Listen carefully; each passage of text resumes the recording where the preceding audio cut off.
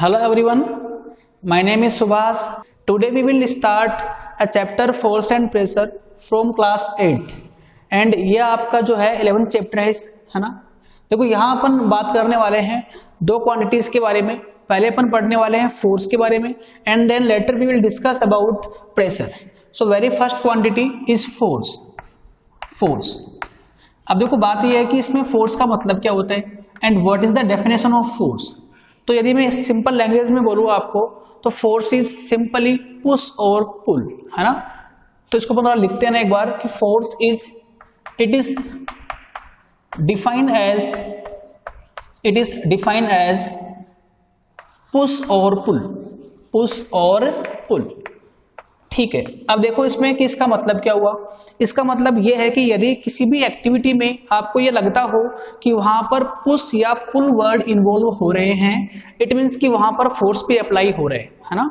तो force is nothing different, that is simply push और पुल।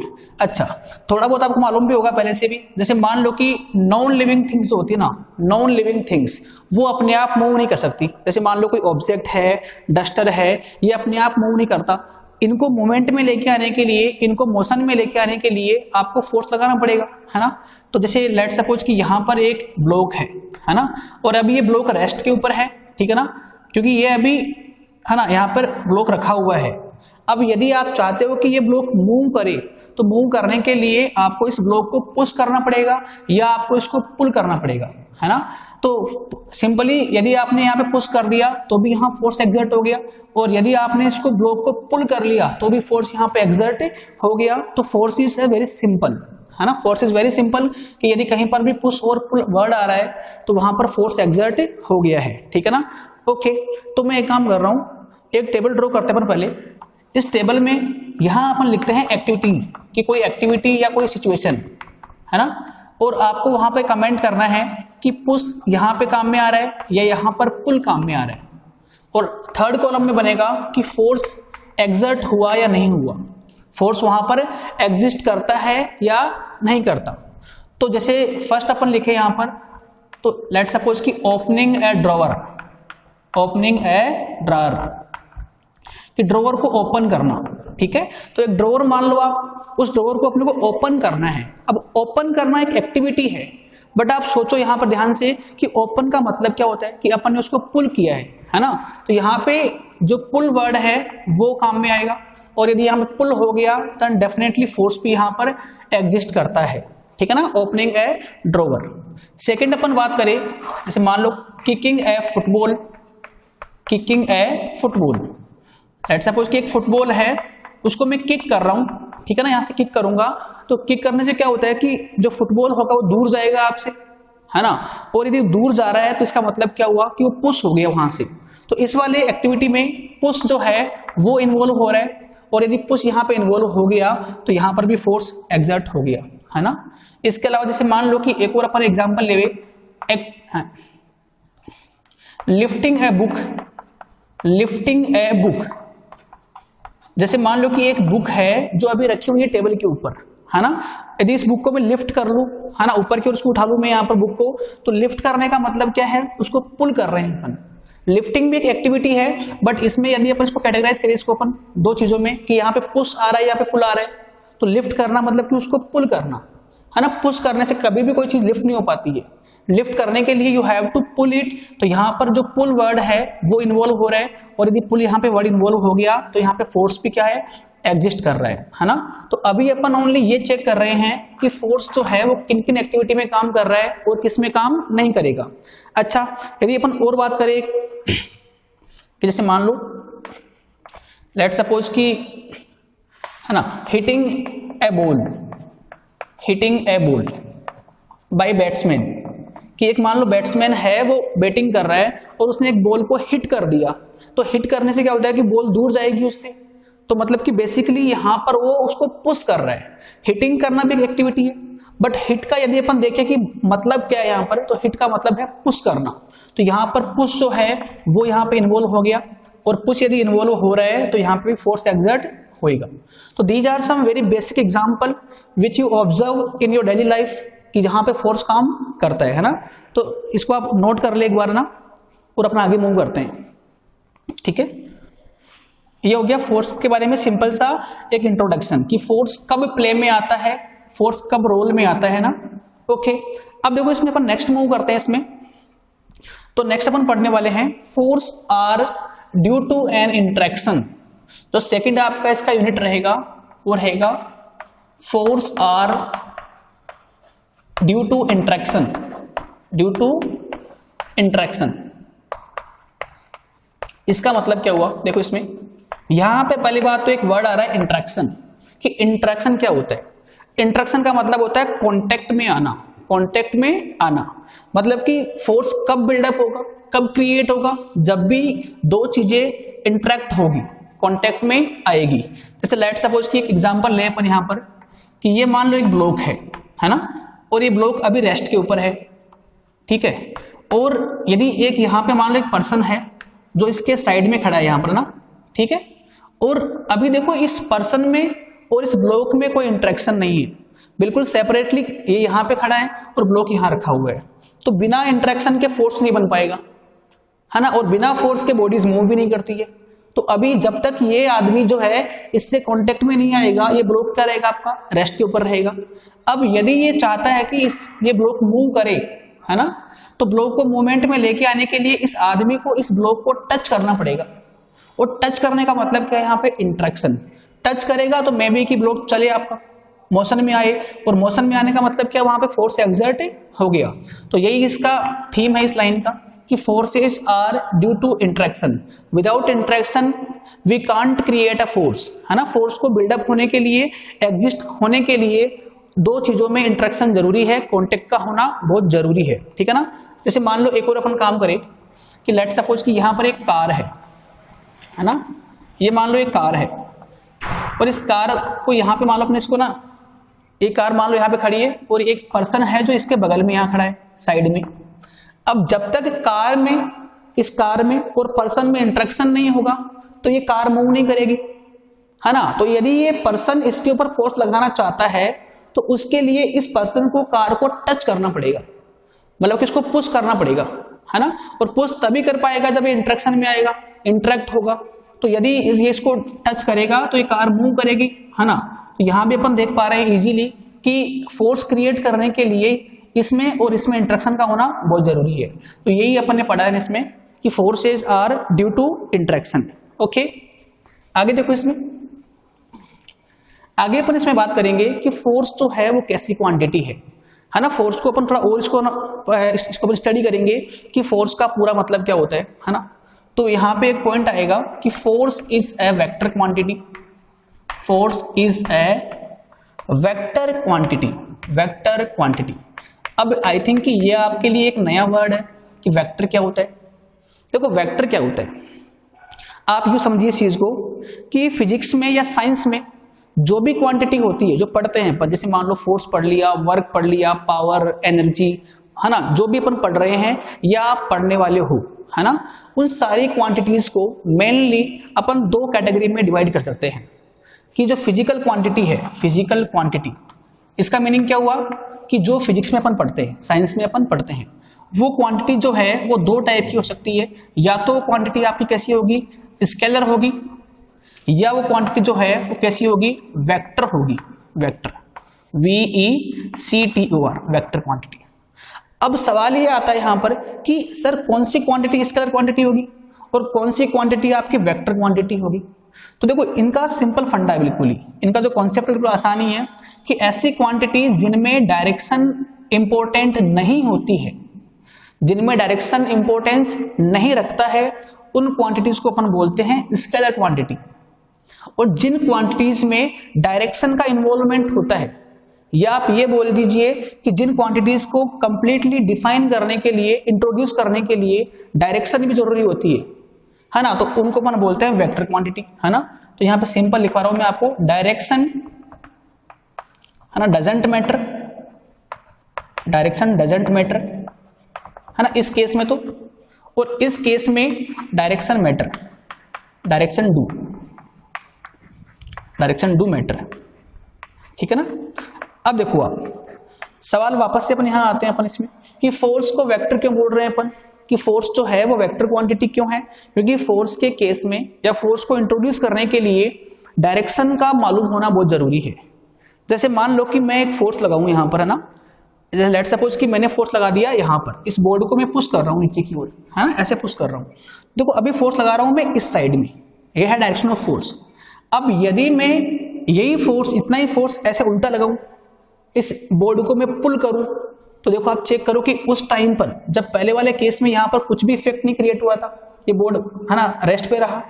But यदि आप वही फोर्स ऐसे उल्टा लगा दोगे, है ना, अपोजिट डायरेक्शन में लगाओगे आप, तो अपोजिट फोर्स लगाने से क्या होगा कि ये बोर्ड आपका निकल के बाहर भी आ सकता है ना, ये बोर्ड यहां से टूट सकता है यहां पर, है ना। तो अपन यहां देख पा रहे हैं आराम से कि फोर्स के केस में डायरेक्शन का इंपॉर्टेंस होता है कि फोर्स किस साइड में काम कर रहा है, फोर्स का डायरेक्शन लेफ्ट में है या राइट में है, अप साइड में है या डाउन साइड में है। तो इसमें फोर्स के केस में डायरेक्शन का मैटर होता है, मैटर करती है, तो ये वेक्टर क्वांटिटी कहलाएगी। तो ये पॉइंट आपको याद करना है कि force is A vector quantity, ठीक है। इसके अंदर क्वांटिटी के केस में आएगा कि जिनमें डायरेक्शन नहीं होती है, टाइम मान लो, टाइम भी एक क्वांटिटी का नाम है। अब टाइम में डायरेक्शन कोई काम की नहीं होती है, कोई मैटर नहीं करती है कि मान लो कि टाइम पूछे टाइम कितना हो रहा है अभी, तो 4 बज रहे हैं, 4 o'clock, तो यहाँ पे डायरेक्शन से कोई मतलब ही नहीं है। तो यहाँ पे टाइम जो है दैट इज, है ना, comes under the this category, और जो फोर्स पढ़ रहे हैं अपन वो अपना आएगा इन कैटेगरी ऑफ वेक्टर, ठीक है ना। तो ये भी आप याद कर ले, ओके। तो यहाँ पे आप एक लाइन याद कर ले आप कि force has magnitude, force has magnitude as well as direction, as well as direction, कि मतलब फोर्स में उसका वैल्यू कितना है। अब यहाँ पे एक वर्ड तो ये आ रहा है कि व्हाट इज द मैग्नीट्यूड, तो ये आसान सी चीज है कि वो कितना फोर्स काम कर रहा है। जैसे मान लो कि फोर्स का वैल्यू है 10, तो 10 क्या है आपका मैग्नीट्यूड है, किस साइड में काम कर रहा है, किस डायरेक्शन में काम कर रहा है, तो वो उसका होगा डायरेक्शन, है ना। जैसे मान लो कि मैं इसको ऐसे पुश कर रहा हूं तो फोर्स अभी मेरा इस साइड में है, यदि उसको मैं ऐसे पुल कर रहा हूं तो मेरा फोर्स अभी इस साइड में है ना। तो डायरेक्शन तो समझ में आ रही है आपको, बट बात करें कि व्हाट इज द मैग्नीट्यूड, तो ये होता है उसका कितना अमाउंट, कितना फोर्स काम कर रहा है। तो ये लिखवा दिया आपको मैंने यहाँ पे कि force has magnitude as well as direction, okay. आगे देखो इसमें आप SI unit of force, SI unit of force is newton, is newton, ये लो, न्यूटन साइंटिस्ट का नाम है ना। अब यहां पे फिर से एक क्वेश्चन ये आता है कि sir what is the meaning of SI unit, SI unit. देखो यूनिट क्या होता है, यूनिट होता है कि किसी भी क्वांटिटी को अपन किस टर्म्स में मेजर कर रहे हैं। जैसे आप समझो इस चीज को कि जैसे लेंथ होता है, लेंथ वो किस में होता है, मीटर में होता है, या किस में होता है, सेंटीमीटर में। तो लेंथ का जो यूनिट है ना वो क्या होता है, मीटर, है ना। तो यूनिट होता है कि किसी भी क्वांटिटी को अपन किस टर्म्स में मेजर करने वाले हैं, है ना। लेंथ को अपन करते हैं मीटर में करते हैं, मास को किलोग्राम में करते हैं कि आपका मास कितना है, तो that will be in kilogram. उसी प्रकार से जो फोर्स होगा ना, फोर्स वो किस टर्म्स में अपन मेजर करने वाले हैं, इन टर्म्स ऑफ न्यूटन। तो फोर्स का जो यूनिट है ना वो न्यूटन होता है, और इसका सिंबॉलिक फॉर्म होता है कैपिटल N, कैपिटल N। अच्छा यहां पर इसका मतलब क्या है, SI यूनिट। SI एक सिस्टम का नाम है, 11th में अपन पढ़ेंगे, अभी 8th क्लास तक इसका इतना मतलब इंपॉर्टेंस नहीं है, आपको समझने में नहीं चीजें ना। 11th में आपके दोबारा से आएगा कि SI का मतलब क्या होता है। SI का फुल फॉर्म होता है सिस्टम में इंटरनेशनल, सिस्टम में इंटरनेशनल, कि ऐसा यूनिट जो वर्ल्ड वाइड एक्सेप्टेड हो उसको बोलते हैं अपन SI यूनिट। और पूरे फोर्स को पूरे वर्ल्ड में किससे पढ़ते हैं, हमेशा न्यूटन से, है ना। हर जगह पे भले आप इंडिया मान लो, अमेरिका मान लो, कहीं पे भी चले जाओ आप, फोर्स को लोग किस में निकालते हैं, न्यूटन में निकालते हैं, है ना। तो SI unit of force is Newton, okay. इसके अलावा CGS unit of force is डायन, DYNE, डायन। ये होता है CGS यूनिट, है ना। CGS का फुल फॉर्म होगा centimetre gram second unit of force, है ना। देखो यूनिट दो टाइप की होती है मेनली, या तो SI होगी या CGS होगी। हालांकि और भी होती है, बट मेनली जो अपन पढ़ते हैं वो दो टाइप की होती है, एसआई या सीजीएस। तो एसआई सिस्टम के अकॉर्डिंग फोर्स किस में होता है, न्यूटन में होता है, and according to CGS system force किस में होता है, डायन में होता है ना, किस में होगा, डायन में। अब लास्ट सवाल यहाँ पे आता है कि what is the relation between newton and डायन। कि जैसे सुना होगा आपने कि 1 मीटर कितना होता है, 100 सेंटीमीटर, पता है आपको। तो ये 1 मीटर इक्वल टू, है ना, याद आपको ना आता होगा, तो 1 मीटर इक्वल टू होता है 100 सेंटीमीटर। तो बेसिकली ये क्या है, ये रिलेशन है मीटर में और किसमें, सेंटीमीटर में। वैसे उसी प्रकार से आपको ये निकालना है कि न्यूटन में और डायन में क्या रिलेशन होता है। एक न्यूटन जो होता है वो कितने डायन के इक्विवेलेंट होता है।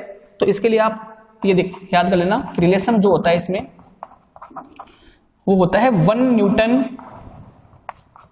Is equal to 10⁵ dyne. 1 newton equal to 10⁵ dyne. This is the relation between newton and dyne, ठीक है ना। इसको भी आप याद कर लेना। तो these are some extra point about force जो आपके सिलेबस में हैं और ये आपको पढ़ने पड़ेंगे, ये आपको याद करने पड़ेंगे। बेसिकली ये लर्निंग बेस्ड चीजें हैं ना, आपको याद करनी पड़ेगी। पहला पॉइंट पढ़ा अपन ने कि force is A vector quantity. यहां से मुझे ये समझ में आता है कि फोर्स के केस में डायरेक्शन भी इंपॉर्टेंट होती है, किस साइड में फोर्स काम कर रहा है, ये चीज मैटर करती है हमेशा। सेकंड बात की अपन ने कि force has magnitude as well as direction, कि फोर्स के केस में इसका वैल्यू कितना है वो भी इंपॉर्टेंट है, और जो डायरेक्शन है वो भी क्या इसमें इंपॉर्टेंट रहेगी, इसीलिए इसका नाम क्या होता है, वेक्टर क्वांटिटी। थर्ड पॉइंट पढ़ा अपन ने यूनिट के बारे में, है ना। एक तो यूनिट होती है एसआई यूनिट, एसआई यूनिट होती है फोर्स की न्यूटन, कि according to SI system force is measured in terms of newton, कितना न्यूटन फोर्स काम कर रहा है ना, ये चीजें। और सीजीएस के अकॉर्डिंग जो फोर्स होगा that will be in dyne, DYNE dyne. Now the last point is relation between newton and dyne. So you have to remember that 1 newton is equal to 10⁵ dyne. This is the relation between these two units. Okay, इसको आप note करें and we will move further.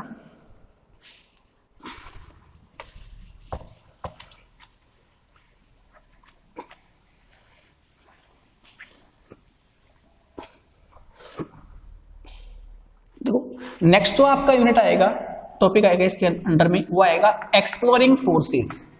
Exploring force, exploring force. देखो इसके under में अपन क्या पढ़ने वाले हैं, इसके अंडर में फोर्स को अपन और ज्यादा एक्सप्लेन करेंगे। We will try to explain more, है ना, कि फोर्स का और मतलब क्या होता है ना, फोर्स और कैसे डिफाइन होता है, फोर्स कैसे अपन ऐड करते हैं, फोर्स कैसे वर्क करता है, सारी बातें अपन डिस्कस करेंगे। तो next term is exploring force, exploring force. Okay, के लिए एक एग्जांपल लेते हैं अपन, एक एक्टिविटी करते हैं। जैसे मान लो कि यहाँ पर एक हैवी ब्लॉक है ना, बहुत हैवी ब्लॉक मान लो, यहाँ पर हैवी ब्लॉक, और इस ब्लॉक को आपको पुश करना है। तो पर्सन ए ने इसको पुश करने की कोशिश की, मान लो पर्सन ए इसको मान लो आप, और इसने पुश करने की कोशिश की, है ना, फोर्स एफ से। एफ कोई भी एक फोर्स का वैल्यू हो सकता है, एफ फोर्स से। और लेट्स अज्यूम कि मान लो कि ये ब्लॉक मूव नहीं हो पाया, क्योंकि ब्लॉक हैवी है, तो ये कोई जरूरी नहीं है कि पर्सन ए इसको मूव कर पाए। तो पर्सन ए ने अपने फ्रेंड बी को कहा कि तुम भी मेरी हेल्प करो इन सेम डायरेक्शन। तो बी आया, यहाँ पर पर्सन बी आया, और उसने भी अपना जो फोर्स है वो इस साइड लगा दिया, है ना, in same direction. Both are trying to move block in same direction.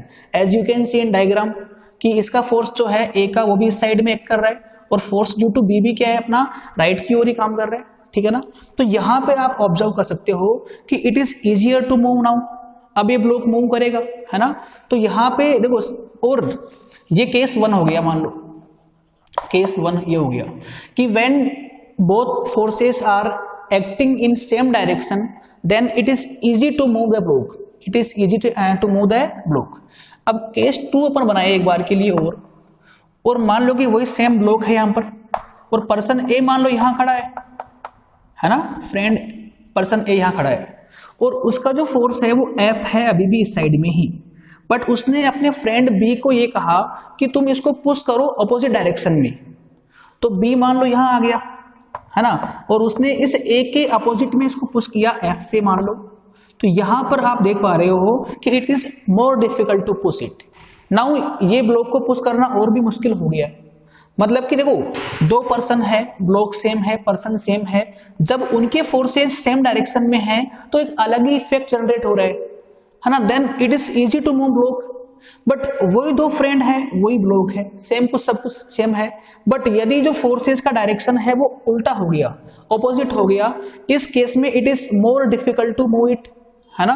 तो यहां पर अब सवाल ये आता है कि सर ऐसा क्यों हो रहा है ना, व्हाई दिस इज हैपनिंग, कि ऐसा क्यों हो रहा है कि जब दोनों सपोर्टिंग है, दोनों सेम साइड में फोर्स लगा रहे हैं तो आसान है ब्लॉक को मूव करना, और जब दोनों के फोर्सेस ऑपोजिट में है तो ब्लॉक को मूव करना टफ है। इसका रीजन ये होता है कि जो रिजल्टेंट फोर्स बन रहा है ब्लॉक के ऊपर, उसका रिजल्टेंट जो होता है that depend on direction, that force depend on direction.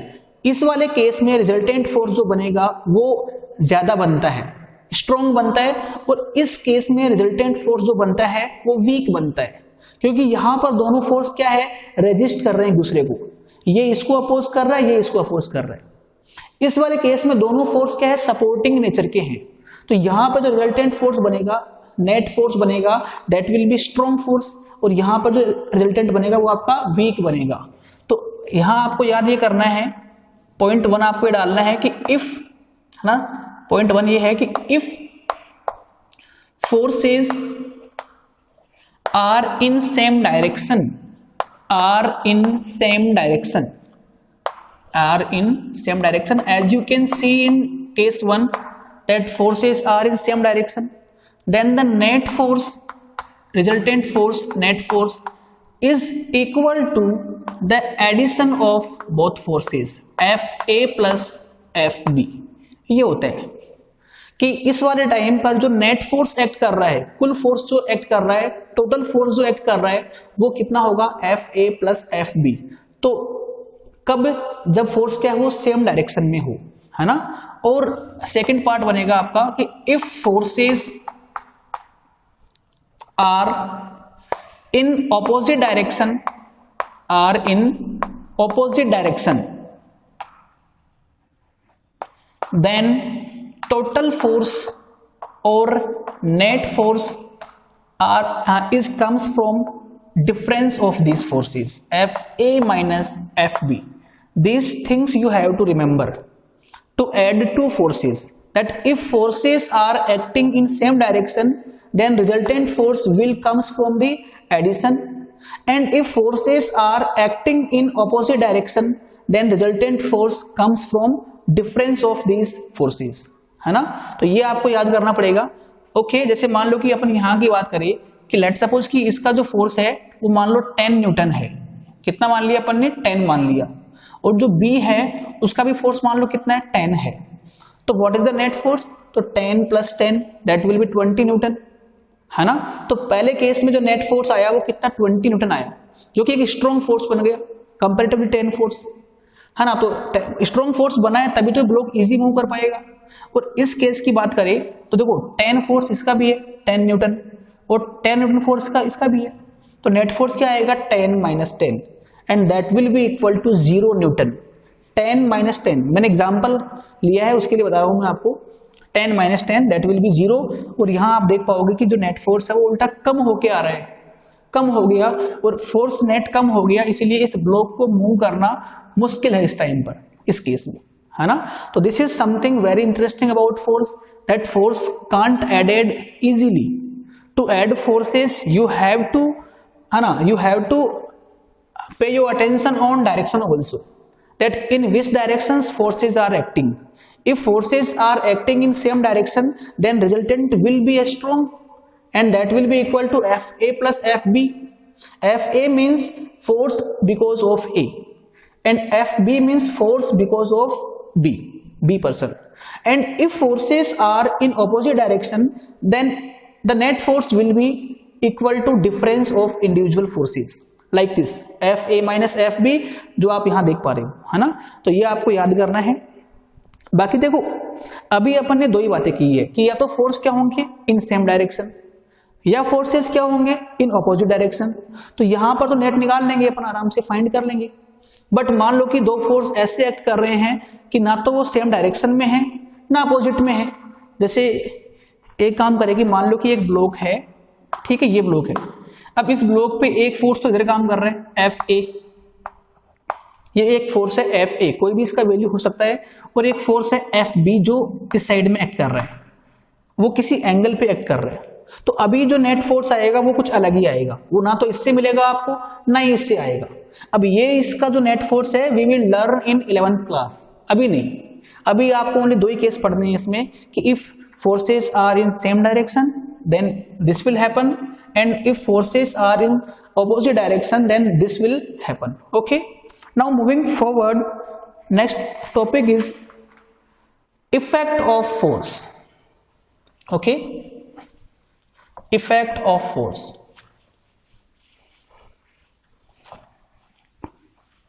ठीक है, effects of forces. Effects of forces, force। देखो ये आसान सा टॉपिक है, इफेक्ट ऑफ फोर्स।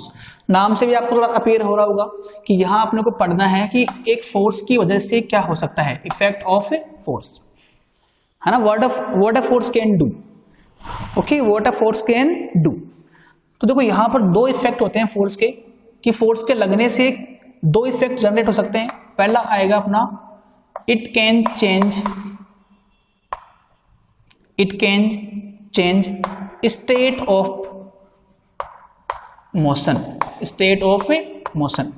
ये है इसका पहला इफेक्ट कि एक फोर्स की वजह से किसी भी पार्टिकल का, किसी ऑब्जेक्ट का, किसी भी, है ना, किसी भी ऑब्जेक्ट का जो स्टेट है वो चेंज हो जाएगा। अब पहले अपन बात करते हैं कि स्टेट का मतलब क्या होता है। स्टेट दो हो सकती है किसी भी चीज की, या तो रेस्ट में होगा वो, या किस में होगा, मोशन में होगा। तो स्टेट दो टाइप की होती है, रेस्ट की स्टेट या मोशन की स्टेट। अब यहां अपन पढ़ने वाले हैं कि एक फोर्स के लगने से जो स्टेट है वो चेंज हो सकती है ना। जैसे मान लो एक काम करें अपन कि लेट्स सपोज कि यहां पे एक फुटबॉल है, ये मान लो एक फुटबॉल है। अभी ये फुटबॉल जो है ग्राउंड पे रखी हुई है, यहां पड़ी हुई है, और अभी ये रेस्ट पर है, यदि कोई चीज मूव नहीं कर रही तो किस में कहलाएगी आपकी, रेस्ट में। तो अभी इस फुटबॉल का, इस ऑब्जेक्ट का स्टेट कौन सा है, रेस्ट का है, अभी ये रेस्ट पर है। अब यदि अपन इसको पुश करें, या अपन इसको पुल करें, या अपन इसको किक कर दे, मान लो इसको मैंने किक कर दिया, तो आप क्या ऑब्जर्व करते हो, यहां पर आप ऑब्जर्व करोगे कि ये फुटबॉल जो है वो मूव करेगा, चलेगा, है ना। मान लो यहां से यहां आ गया, यहां से मान लो यहां आ गया, बट कब, जब आपने इसके ऊपर फोर्स लगाया। बिना फोर्स के तो रेस्ट पे रहेगा हमेशा, बट फोर्स के लगने से क्या इफेक्ट जनरेट हुआ, फोर्स के लगने से इसका जो स्टेट है वो चेंज हो गया, कि पहले वो रेस्ट पर थी, but after applying a force it comes into motion. Okay, तो यहां पे यदि अपन एक फोर्स लगा दे यहां पर ऐसे, तो ये चलेगी, मूव करेगी। तो यहां पे अपन देख पा रहे हैं कि इसका जो रेस्ट का स्टेट था वो किस में कन्वर्ट हो गया, मोशन में। और किसने कन्वर्ट किया इसको, फोर्स ने। फोर्स के लगने से जो रेस्ट का स्टेट था that change into motion state, है ना, स्टेट ऑफ मोशन। इसका ऑपोजिट एग्जांपल वो लेते हैं अपन, एग्जांपल लिया अपन ने ना, एक और देखो एग्जांपल आप। यहां जैसे मान लो कि क्रिकेट मैच जानते हो आप लोग, है ना, तो फील्डर ना फील्डिंग कर रहा है, मान लो यहां फील्डर, मान लो आप, ये फील्डर है ना, फील्डिंग कर रहा है, और उसकी तरफ एक बॉल आ रही है, मान लो ये बॉल उसकी तरफ आ रही है। अब देखो क्या होता है एक्चुअल में कि मान लो कि इसने, फील्डर ने इस बॉल को मान लो कैच कर लिया। अब सोचो एक बार आप इसमें कि अभी तो ये बॉल किस में है, मोशन में है, किस में, अभी मोशन में है, अभी तो मूव कर रही है, चल रही है बॉल। लेकिन इस पर्सन ने, इस फील्डर ने, इस क्रिकेटर ने अपने हाथों के फोर्स से इस बॉल को रेस्ट पे ला दिया, है ना। कैच करने के बाद में बॉल किस पे आ जाएगी, रेस्ट पे आ जाएगी ना। तो यहां देखो क्या हो रहा है, यहां पे इस वाले एग्जांपल से उल्टा हो रहा है कि जो बॉल है वो इनिशियली मोशन में थी, but after applying a force it comes into rest, तो यहां पे I can say that the state of motion is converted into state of rest। तो this is only because of force। ये क्यों, कैसे हो पाया, because of force। तो यही है इसका पहला इफेक्ट, तो कि एक फोर्स की वजह से किसी भी ऑब्जेक्ट का, किसी भी चीज का स्टेट चेंज हो सकता है। यदि वो रेस्ट पर है तो वो मोशन में आ सकती है, यदि मोशन में है तो वो रेस्ट पे आ सकती है। दोनों ही केस पॉसिबल है। This is the first effect. Now we will discuss that what are the other effect of force.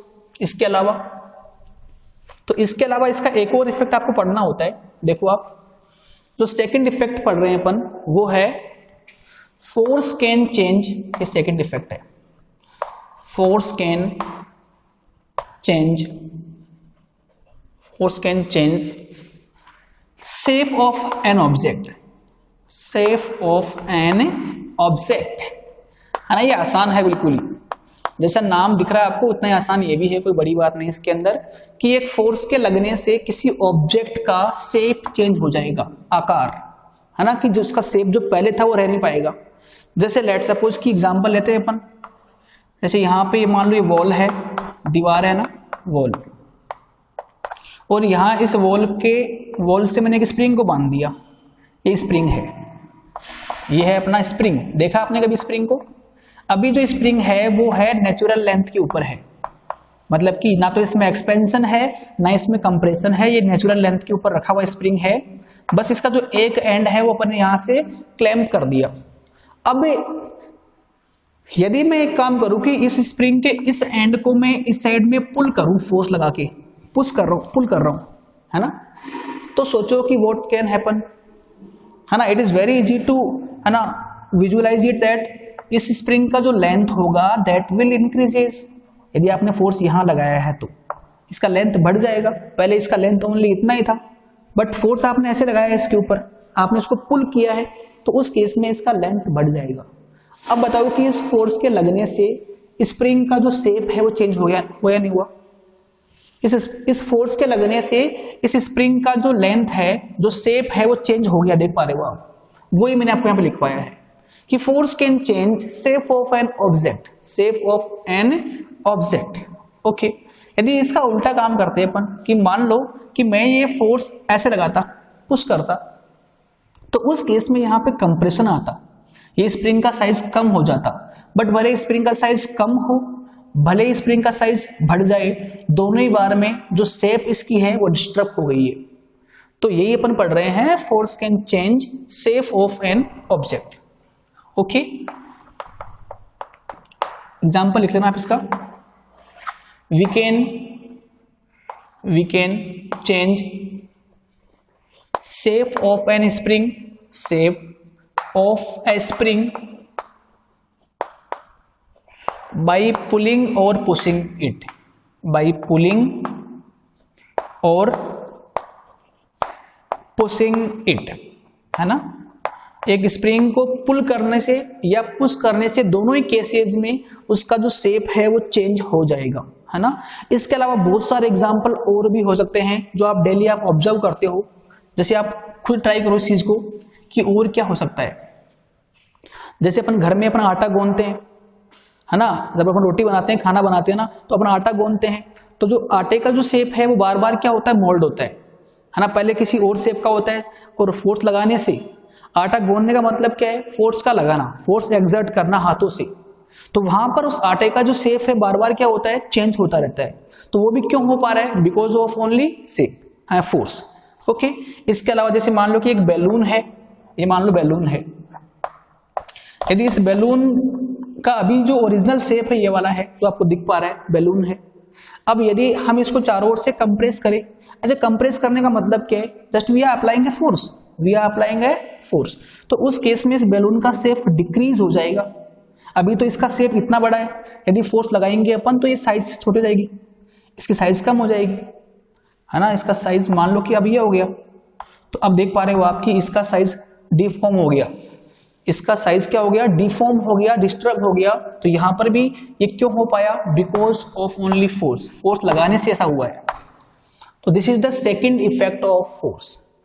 Okay, तो इफेक्ट के अंडर में अपन ने दो बातें की है, समराइज कर रहा हूं मैं पूरी बातों को एक बार, है ना, कि एक तो फोर्स की वजह से किसी भी ऑब्जेक्ट का जो स्टेट है वो चेंज हो सकता है, जैसे लास्ट टाइम बात कर ली अपन ने अभी, और एक हो सकता है कि फोर्स के लगने से जो ऑब्जेक्ट है उसका शेप चेंज हो सकता है, जैसे स्प्रिंग में अपन ने बात की, बैलून की बात की अपन ने, आटे की बात की अपन ने। तो these are the some basic example which you daily observe in your life. Okay, now moving forward, now next topic of force will be type of forces. Type of forces, type of force, types of forces, है ना, कि force जो है वो कितने type के होते हैं, है ना।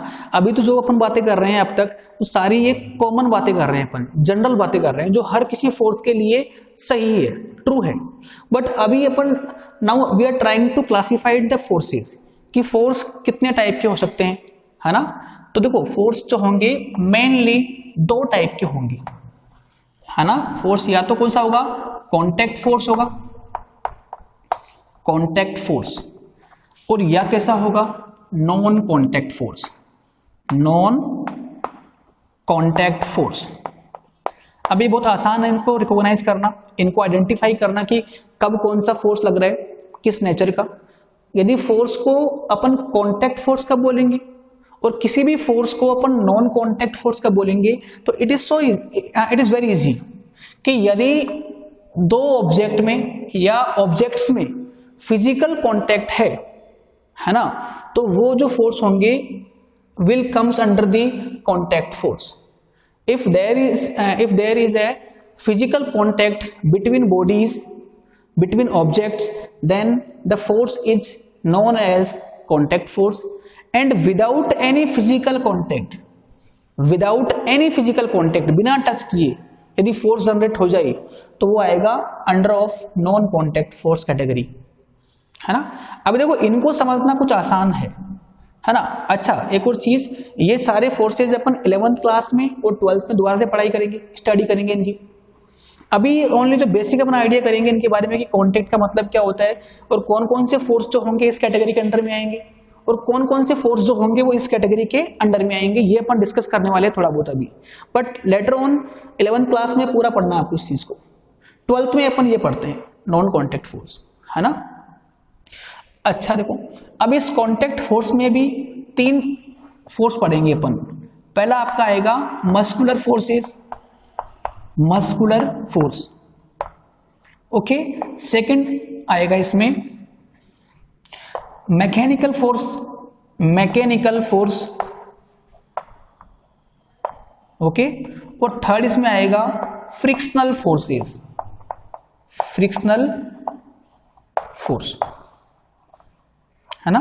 तो देखो these all are known as contact force, क्योंकि इन सब फोर्सेस को क्रिएट होने में, एग्जिस्ट करने में कहीं ना कहीं कुछ ना कुछ कांटेक्ट होता है दो बॉडीज के बीच में। तो these are comes under the contact force. और यहां अपन बात करेंगे नॉन कांटेक्ट में, बात करेंगे अपन ग्रेविटेशनल फोर्स, ग्रेविटेशनल फोर्स। अब जो ग्रेविटेशनल फोर्स है वो बिना कांटेक्ट के ही जनरेट हो जाता है ना। इसके अलावा एक यहां पे आएगा इलेक्ट्रोस्टैटिक फोर्स, इलेक्ट्रोस्टैटिक फोर्स। ये फोर्स जो है वो अपन पढ़ेंगे 12th के अंदर, है ना, 12th के अंदर, 12th क्लास के अंदर, है ना, ओके। और हाँ बस यही है इसमें तो ना, कि first of all we are classifying the force in 2 category. The first is contact force category and second is non contact force category. The definition of contact force is if there is any physical contact between 2 bodies, then the force is known as contact force. And without any physical contact, any force is creating, then that force is known as non-contact force. Now further classification of contact force will be these. These are the type of contact force. क्योंकि कहीं ना कहीं सब forces में contact होता है ना, 2 bodies को कॉन्टेक्ट में लेके आने से ये फोर्स बन पाएंगे। तो ये सारे फोर्स जो हैं are known as contact force, और ये जो दोनों फोर्स है these are non contact force, okay. अभी देखो इसमें अब अपन बात करेंगे डिटेल से कॉन्टैक्ट के बारे में कि ये मस्कुलर क्या होता है, फिर बात करेंगे कि what is the mechanical force detail में, और what is the frictional force. Later on we will discuss about what is the gravitational force and what is the electrostatic force, okay. अब देखो इसमें, ओके, फर्स्ट जो force आने वाला है that will B muscular force, अब देखो जैसा इसका नाम है ना वैसा ही इसका डेफिनेशन भी होगा कि जैसे फॉर एग्जांपल मान लो कि अपन कोई बैग को अपन लिफ्ट कर रहे हैं, है ना, या अपन फुटबॉल को किक कर रहे हैं अपन, या किसी को अपन पुश कर रहे हैं, ठीक है ना। तो इन सब चीजों में बताओ कि फोर्स कहाँ से आ रहा है। जैसे मैंने मान लो इस बुक को लिफ्ट किया, है ना, किसी को मैंने पुश कर दिया, मैंने फुटबॉल को मान लो किक कर रहा हूं मैं, तो इन सारी एक्टिविटीज में फोर्स कहाँ से बिल्डअप हो रहा है, मेरी बॉडी से, है ना, मतलब कि मेरी मसल से। तो इसका बेसिक मतलब ये होगा कि यदि किसी भी एक्टिविटी में मसल्स जो है, ह्यूमन मसल्स जो है, यदि वो एक्शन कर रही है तो उस टाइम पे अपन ये बोलेंगे कि वहां पे कौन सा फोर्स काम कर रहा है, मस्कुलर फोर्स। जैसे मैं लिख रहा हूं यहाँ पे, तो लिखना भी किसका एग्जाम्पल है, मैं कुछ भी यहाँ पे राइट डाउन कर रहा हूँ, लिख रहा हूँ बोर्ड के ऊपर, तो मेरे हाथ का जो मसल्स है वो यहाँ पे काम कर रही है। तो ये फोर्स जो किस कैटेगरी में आएगा, मसल्स या मस्कुलर फोर्स की कैटेगरी में आएगा, ठीक है ना। तो इसका जो डेफिनेशन लिखो आप, if in any activity, if in any activity there is certain action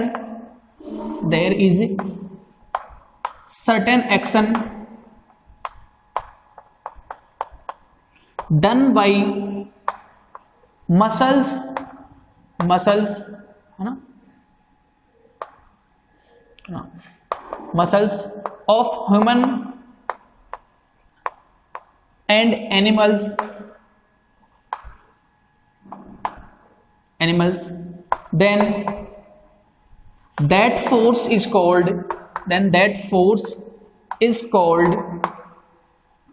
muscular force. Then that force is called muscular force. This is so easy कि देखो इसमें कोई जरूरी नहीं होता है कि ओनली ह्यूमंस की मसल्स काम करें। मान लो कोई भी एक बैलगाड़ी आपने देखी होगी, तो बैलगाड़ी में जब, है ना, जब एनिमल उस कार्ट को खींचता है अपनी ओर, पुल करता है, तो वहां पे जो एनिमल्स है उनकी मसल्स काम में आ रही है, तो वहां पर भी उस फोर्स को अपन क्या बोलेंगे, मस्कुलर फोर्स ही बोलेंगे, ठीक है ना। तो इसका डेफिनेशन यही रहेगा। ओके, इसको आप नोट कर ले। जैसा इसका नाम है वैसा ही इसका डेफिनेशन भी है कि यदि मसल्स एक्शन कर रही है, मसल्स कुछ वर्क कर रही है, इट मींस कि वहां पे कौन सा फोर्स काम कर रहा है, मस्कुलर फोर्स वहां पे काम कर रहा है। ओके, तो सेकंड अपन बात करें कॉन्टेक्ट के अंडर में, तो सेकंड फोर्स अपन पढ़ने वाले हैं वो अपना है मैकेनिकल फोर्स। ठीक है, अब देखो इसमें क्या पढ़ना है आपको यहाँ पर। मैकेनिकल फोर्स मतलब देखो, मैकेनिक्स मतलब कि कोई मशीन, है ना, कोई मशीन, मतलब कि यदि कोई मशीन यदि एक्शन कर रही है तो वहां पर उस फोर्स को अपन क्या बोलेंगे, मैकेनिकल फोर्स। जैसे लेट सपोज कोई व्हीकल है, कोई कार है ना, तो कार चलती कैसे है, क्यों चलती है, बिकॉज वहां पर इंजन वर्क करता है, वहां पर इंजन फोर्स लगा रहा है कुछ ना कुछ। अच्छा, वो एक अलग बात है कि इंजन में पेट्रोल बर्न होता है, पेट्रोल बर्न होने से एनर्जी बनता है, एनर्जी से फोर्स बनता है ना। तो यदि किसी मशीन या कोई मशीन कोई एक्शन कर रही है ना, कोई मशीन एक्शन करती है, तो वहां पर जो फोर्सेस बन रहे होंगे उन सारे फोर्सेस को अपन क्या बोलेंगे, मैकेनिकल फोर्स। ओके, तो इसमें लिखो आप, इफ है ना, any action is done by machine और इंजन, है ना, IENGINE, engine, then if any action is done by machine or engine, then forces are known as mechanical forces। ठीक है, तो ये भी आप याद कर लेना कि कब फोर्सेस को अपन मैकेनिकल फोर्स बोलेंगे और कब अपन फोर्स को अपन मस्कुलर फोर्स बोलेंगे। तो ये नाम से मालूम पड़ रहा है कि यदि कोई मशीन वर्क कर रही है, मशीन की हेल्प से यदि कोई काम हो रहा है या मशीन की हेल्प से कोई फोर्स बन रहा है, तो उस फोर्स को अपन क्या बोलेंगे, मैकेनिकल फोर्स। और यदि मसल्स की हेल्प से कोई वर्क हो रहा है या कोई फोर्स बन रहा है, तो उसका नाम क्या होगा, मस्कुलर फोर्स। ओके, ये भी आप नोट कर ले। और जो थर्ड अपन पढ़ने वाले हैं टाइप, इसमें थर्ड टाइप वो आपका आएगा फ्रिक्शनल फोर्स। मैं इसको इरेज कर रहा हूं ना, ये दोनों ही फोर्स जो है वो कांटेक्ट फोर्स है। ठीक है, इनको होने के लिए, इनको एग्जिस्ट करने के लिए कांटेक्ट का होना बहुत जरूरी है, इसीलिए इनकी कैटेगरी क्या होगी, कांटेक्ट फोर्स कैटेगरी होगी। ओके, तो नेक्स्ट अपन फोर्स पढ़ रहे हैं that is frictional force. Frictional force, okay, frictional force ये थर्ड फोर्स है कॉन्टेक्ट फोर्सेस के अंडर में, फ्रिक्शनल फोर्स। अब देखो इसमें ये आपके लिए बहुत इंपॉर्टेंट है, इसका है ना, इसका ढंग से डिटेल में जो है ना स्टडी अपन करेंगे 11th क्लास के अंदर। 11th क्लास के अंदर दोबारा पढ़ेंगे अपन इस चीज को। अभी इसका बेसिक अपन आइडिया करते हैं कि इसका मतलब क्या होता है फ्रिक्शनल फोर्स, है ना। फ्रिक्शन फोर्स बोल दो आप या फ्रिक्शनल फोर्स बोल दो, ठीक है। देखो इसमें इसको समझने के लिए आप एक एग्जांपल लीजिए। ये मान लो कि सरफेस है, ये रफ सरफेस है, ये रफ सरफेस है ना, ये स्मूथ सरफेस नहीं है। सरफेसेस जो होती है वो दो टाइप की हो सकती है, रफ सरफेस या स्मूथ सरफेस। स्मूथ मतलब कि वहां पे फ्रिक्शन फोर्स कम काम करेगा और रफ मतलब कि वहां पे फ्रिक्शन फोर्स ज्यादा काम करेगा, ठीक है ना। देखो कैसे मालूम पड़ा कि फ्रिक्शन फोर्स काम कर रहा है। ओके, तो इसके लिए अपन एक एक्टिविटी करते हैं कि एक मेरे पास में मान लो यहाँ पे कोई स्पीयर है ना, कोई गोला है, मान लो स्पीयर है, इसको मैंने रोलिंग करवाया, इसको मैंने यहाँ रोलिंग करवाया, है ना। अब देखो आपने क्या ऑब्जर्व करोगे आप यहाँ पर कि जब मैं इसको रोलिंग करवा के यहाँ छोड़ दूंगा तो कुछ देर तक ये रोल करेगा एंड आफ्टर सर्टेन डिस्टेंस ये रेस्ट पे आ जाएगा। मान लो कि यहां से यहां आ गया, पहले यहां पर था और अब मान लो यहां से यहां पहुंच गया और वापस से यहां किस पे आ गया, रेस्ट पे आ गया। अब देखो ऐसा क्यों हुआ कि जिस ब्लॉक को मैंने है ना मोशन में लाया था, जिस ब्लॉक को मैं मोशन में ले आया था, वो ब्लॉक अपने आप ही आफ्टर सर्टेन डिस्टेंस रेस्ट पे क्यों आ गया। It means definitely there is a opposing force, there is a opposing force की ऐसा कोई फोर्स बना हुआ है अभी जो इस मोशन को अपोज कर रहा है, रेजिस्ट कर रहा है ना, और उस फोर्स को अपन बोलते हैं फ्रिक्शन फोर्स, है ना। देखो कैसे कि यहां पर देखो इस स्फीयर का सरफेस जो है ये वाला है और जो कांटेक्ट है ये ग्राउंड सरफेस ये वाली है, तो इन दोनों सरफेसेस के बीच में एक फोर्स काम कर रहा है और उस फोर्स को अपन बोलते हैं फ्रिक्शन फोर्स, है ना, जो ट्राई कर रहा है मोशन को अपोज करने का। ओके, तो इसमें आप लिखो फ्रिक्शन फोर्स के अंदर में लिखो आप कि if relative motion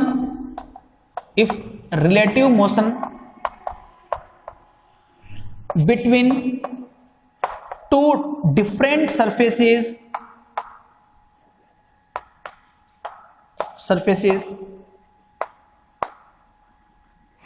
is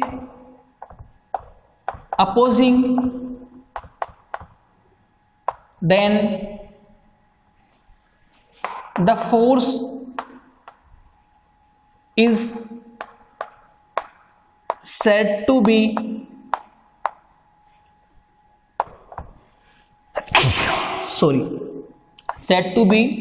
frictional force।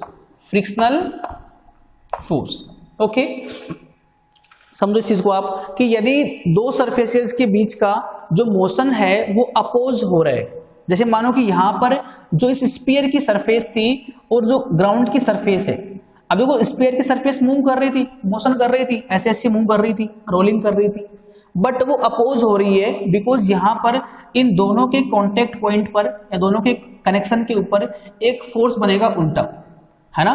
दोनों सरफेस के बीच में एक फोर्स बनेगा और वह फोर्स की टेंडेंसी ये होती है कि वो इस मोशन को अपोज करे, है ना, वो इस मोशन को स्लो डाउन करने की कोशिश करता है। उस फोर्स को अपन बोलते हैं फ्रिक्शनल फोर्सेस।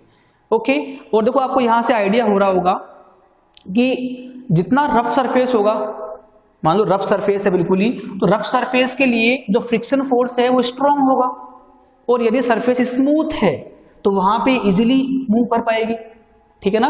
तो यहां पर ये पॉइंट उतार लो आप उसके बारे में, और एक और पॉइंट आप यहां पे नोट कर ले कि फ्रिक्शनल फोर्स जो है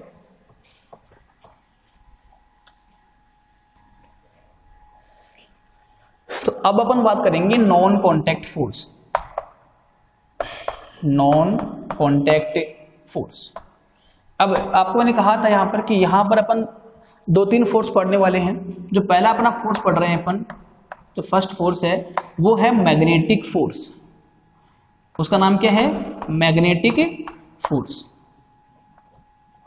ये बड़ा आसान सा फोर्स है और ये भी इंपॉर्टेंट है। अपन इसको पढ़ेंगे 12th क्लास के अंदर दोबारा से, है ना, रिपीट करेंगे इसको बाद में अच्छे से, है ना। अभी देखते हैं कि इसका बेसिक मतलब क्या है। मैग्नेटिक फोर्स, है ना, मैग्नेटिक फोर्स। अब देखो नाम से लग रहा है आपको कि दो मैग्नेट के बीच का फोर्स। अब मैग्नेट देखें आपने कभी, है ना, जैसे आपने कभी देखा होगा मैग्नेट की, एक मैग्नेट ऐसा होता है बार सा ना, ये मैग्नेट है। इस मैग्नेट में दो पोल होते हैं, एक इसमें होता है एन पोल, एक इसमें होता है एस पोल। एक इसमें क्या होगा, एस पोल होगा, ठीक है ना। और मान लो कि N means north pole and S means south pole, है ना। मैं लिख दूं यहां पर कि हर मैग्नेट में दो पोल होते हैं, एक उसमें होगा नॉर्थ पोल POLE और एक इसमें होगा S means south pole, south pole. अब ये एक्सपेरिमेंट आपने घर पे किया होगा, है ना। जैसे मान लो कि मेरे पास में एक मैग्नेट तो यहाँ पर ये है और एक और मेरे पास में यहाँ मैग्नेट है, यहाँ पर एक और, ये मान लो एन पोल इसका, ये मान लिया, ये अपन ने इसका एस पोल मान लिया, है ना। तो दो डिफरेंट मैग्नेट मैंने ले लिया, मैग्नेट नंबर 1 ये रहा, मैग्नेट नंबर 2 ये रहा। आज अपन ने यहाँ पर ये सीख लिया कि हर मैग्नेट में दो पोल होते हैं, एन पोल होगा, एक एस पोल होगा, यहाँ पर भी है और यहाँ पर भी है। अच्छा, आपने कभी ऑब्जर्व किया होगा, जैसे मान लो कि दो मैग्नेट है ये वाली, तो कई बार ये मैग्नेट दोनों पास में आती है, there may be attraction, there will be attraction. और कई बार इसको ऐसे उल्टा करके यहाँ रख दूंगा मैं यहाँ पर, तो उस केस में ये मैग्नेट आपका दूर मूव करेगा, है ना, ये रिपेल करेगा। कभी ऐसा नोटिस किया आपने? देखो इसमें, अब सोचो कि ये मैग्नेट यहाँ रखा हुआ है और ये मैग्नेट यहाँ रखा हुआ है, और देखो अभी एस पोल और एन पोल क्या है, पास पास में है। एस पोल और एन पोल क्या है, पास में है। और आप हमेशा याद रखो कि लाइक पोल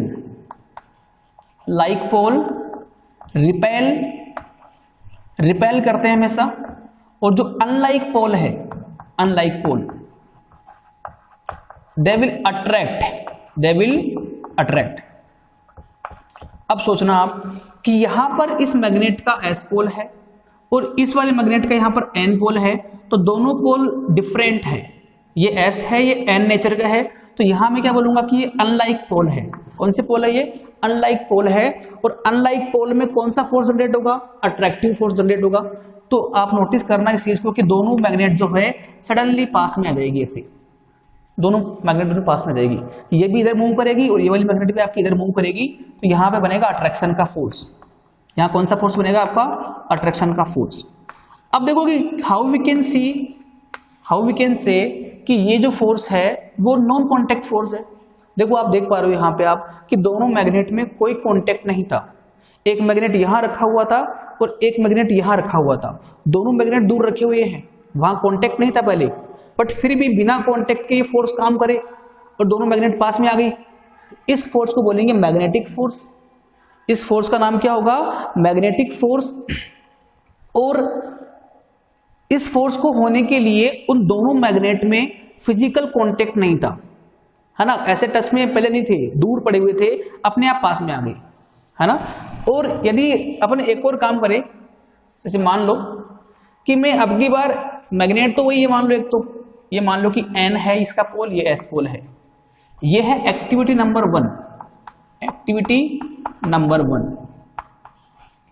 अब यदि मैं इस मैग्नेट को ऐसे कैसे रख लूं मैं, और इस मैग्नेट को मैं रिवर्स कर दूं, ऐसे रख दूं इसको मैं कि अब की बार इसका एस पोल यहां आ गया, इसका एन पोल यहां आ गया। ये करना बहुत आसान है कि इस मैग्नेट को आप उठाओ यहां से और इसको ऐसे रिवर्स कर दो आप। अब देखो इसका एस पोल और इसका एस पोल क्या है? पास पास में है। अभी कॉन्टेक्ट तो नहीं है, डिस्टेंस इनके बीच में है कुछ ना कुछ तो, बट अभी अपन देख पा रहे हैं कि यहाँ पर दोनों पोल क्या है? लाइक पोल है, लाइक पोल। और लाइक पोल में क्या होता है? रिपल्सन होता है। और रिपल्सन का मतलब क्या होता है? दूर भागना। तो दोनों मैग्नेट क्या करेगी? ये इधर मूव करेगी और ये वाली मैग्नेट इधर मूव करेगी। तो इस फोर्स का नाम क्या होगा? Repulsive magnetic force. Repulsive magnetic force या रिपल्सिव फोर्स। ओके, तो यहां अपन ने ये सीखा कि मैग्नेटिक फोर्स जो होता है, मैग्नेटिक फोर्स जो होता है वो एक नॉन कॉन्टेक्ट फोर्स है, उसको होने के लिए कोई कॉन्टेक्ट नेसेसरी नहीं है, पहली बात तो ये। सेकंड चीज अपन ने यहां पर ये सीख ली कि यदि अनलाइक पोल पास पास में है तो वहां पे अट्रैक्शन फोर्स बनेगा, अट्रैक्टिव मैग्नेटिक फोर्स बनेगा। और यदि लाइक पोल पास पास में है, मतलब कि सेम नेचर की, तो वहां पे रिपल्सिव मैग्नेटिक फोर्स बनेगा। तो मैग्नेटिक फोर्स को अपन दो पार्ट में और तोड़ सकते हैं, अट्रैक्टिव या रिपल्सिव। अब अट्रैक्टिव और रिपल्सिव कब बनेंगे, that thing depend on the orientation of magnet, कि मैग्नेट कैसे रखे हुए हैं, कौन से पोल उनके पास में रखे हुए हैं।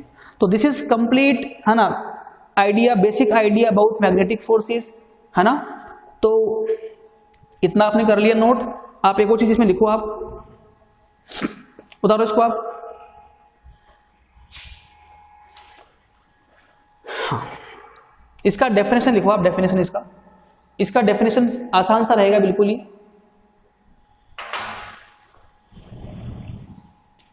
है ना। डेफिनेशन को मैं थोड़ा ऊपर कर दूं यहां पर ना, a force which magnet exert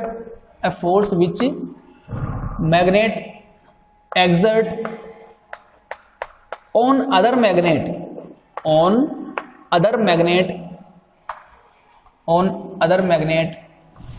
is called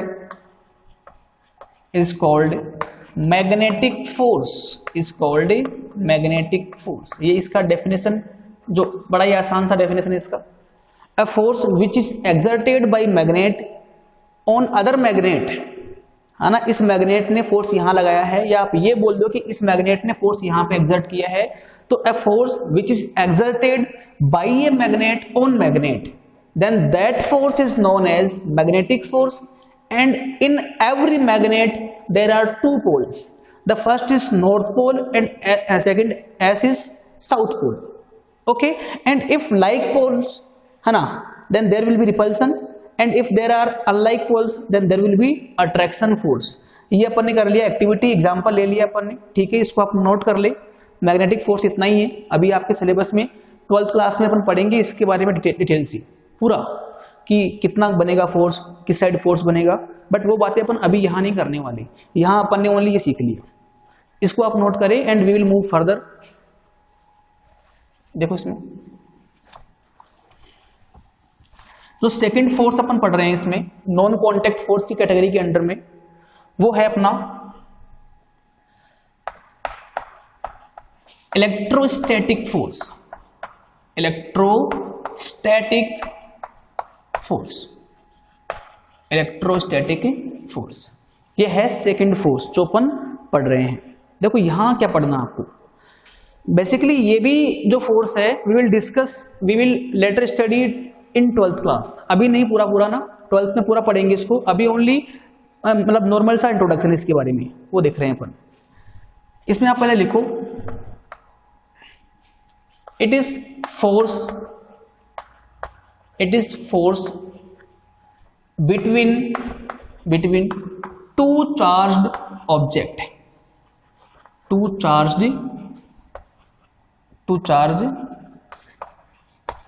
objects.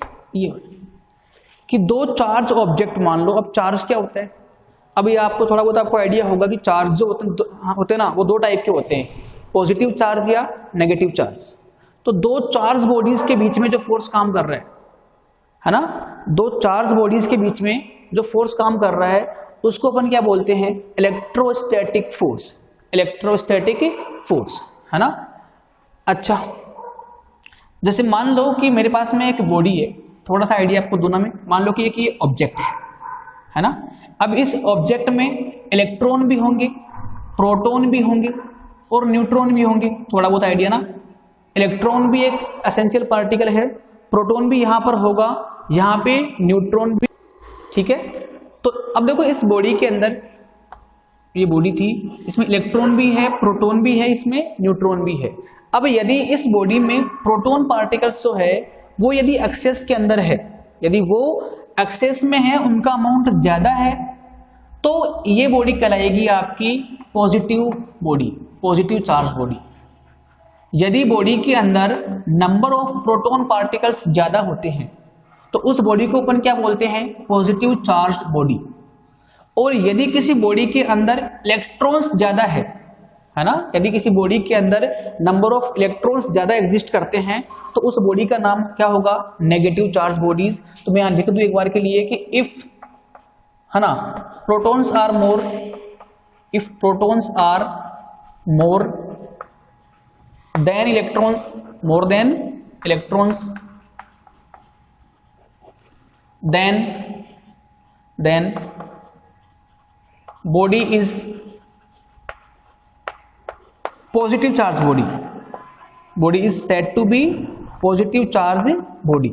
और इसका उल्टा भी सही है कि यदि बॉडी के ऊपर नंबर ऑफ इलेक्ट्रॉन्स जो है, इलेक्ट्रॉन पार्टिकल्स वो एक्सेस में है, वो ज्यादा है, तो उस बॉडी का नाम क्या होगा? Negative charge body. अब इन चार्ज बॉडीज में जैसे मान लो कि मेरे पास दो बॉडीज है, एक यहाँ बॉडी ए मान लो, एक बॉडी बी मान लो। अब यदि बॉडी ए मान लो पॉजिटिव चार्ज बॉडी है, बॉडी ए को अपन ने क्या मान लिया? पॉजिटिव मान लिया, और बॉडी बी को अपने क्या मान लिया? नेगेटिव बॉडी मान लिया। तो उनके बीच में एक फोर्स काम करेगा, क्योंकि दोनों कैसी है? चार्ज बॉडी है ना, भले चार्ज प्लस का हो भले चार्ज माइनस का हो, बस चार्ज होना चाहिए। तो दोनों बॉडीज पे चार्ज है, तो अब डेफिनेटली यहां पर एक फोर्स बनेगा। अब जो फोर्स यहां बनेगा उस फोर्स का नाम क्या होगा? Electrostatic force. उस फोर्स का नाम क्या होगा? Electrostatic force. जैसे एक और अपन काम करें इसके अंदर, थोड़ा बहुत अपना इसमें लिख लो आप इसमें ना, कि there are two types of charge, there are two types of charge, two types of charge,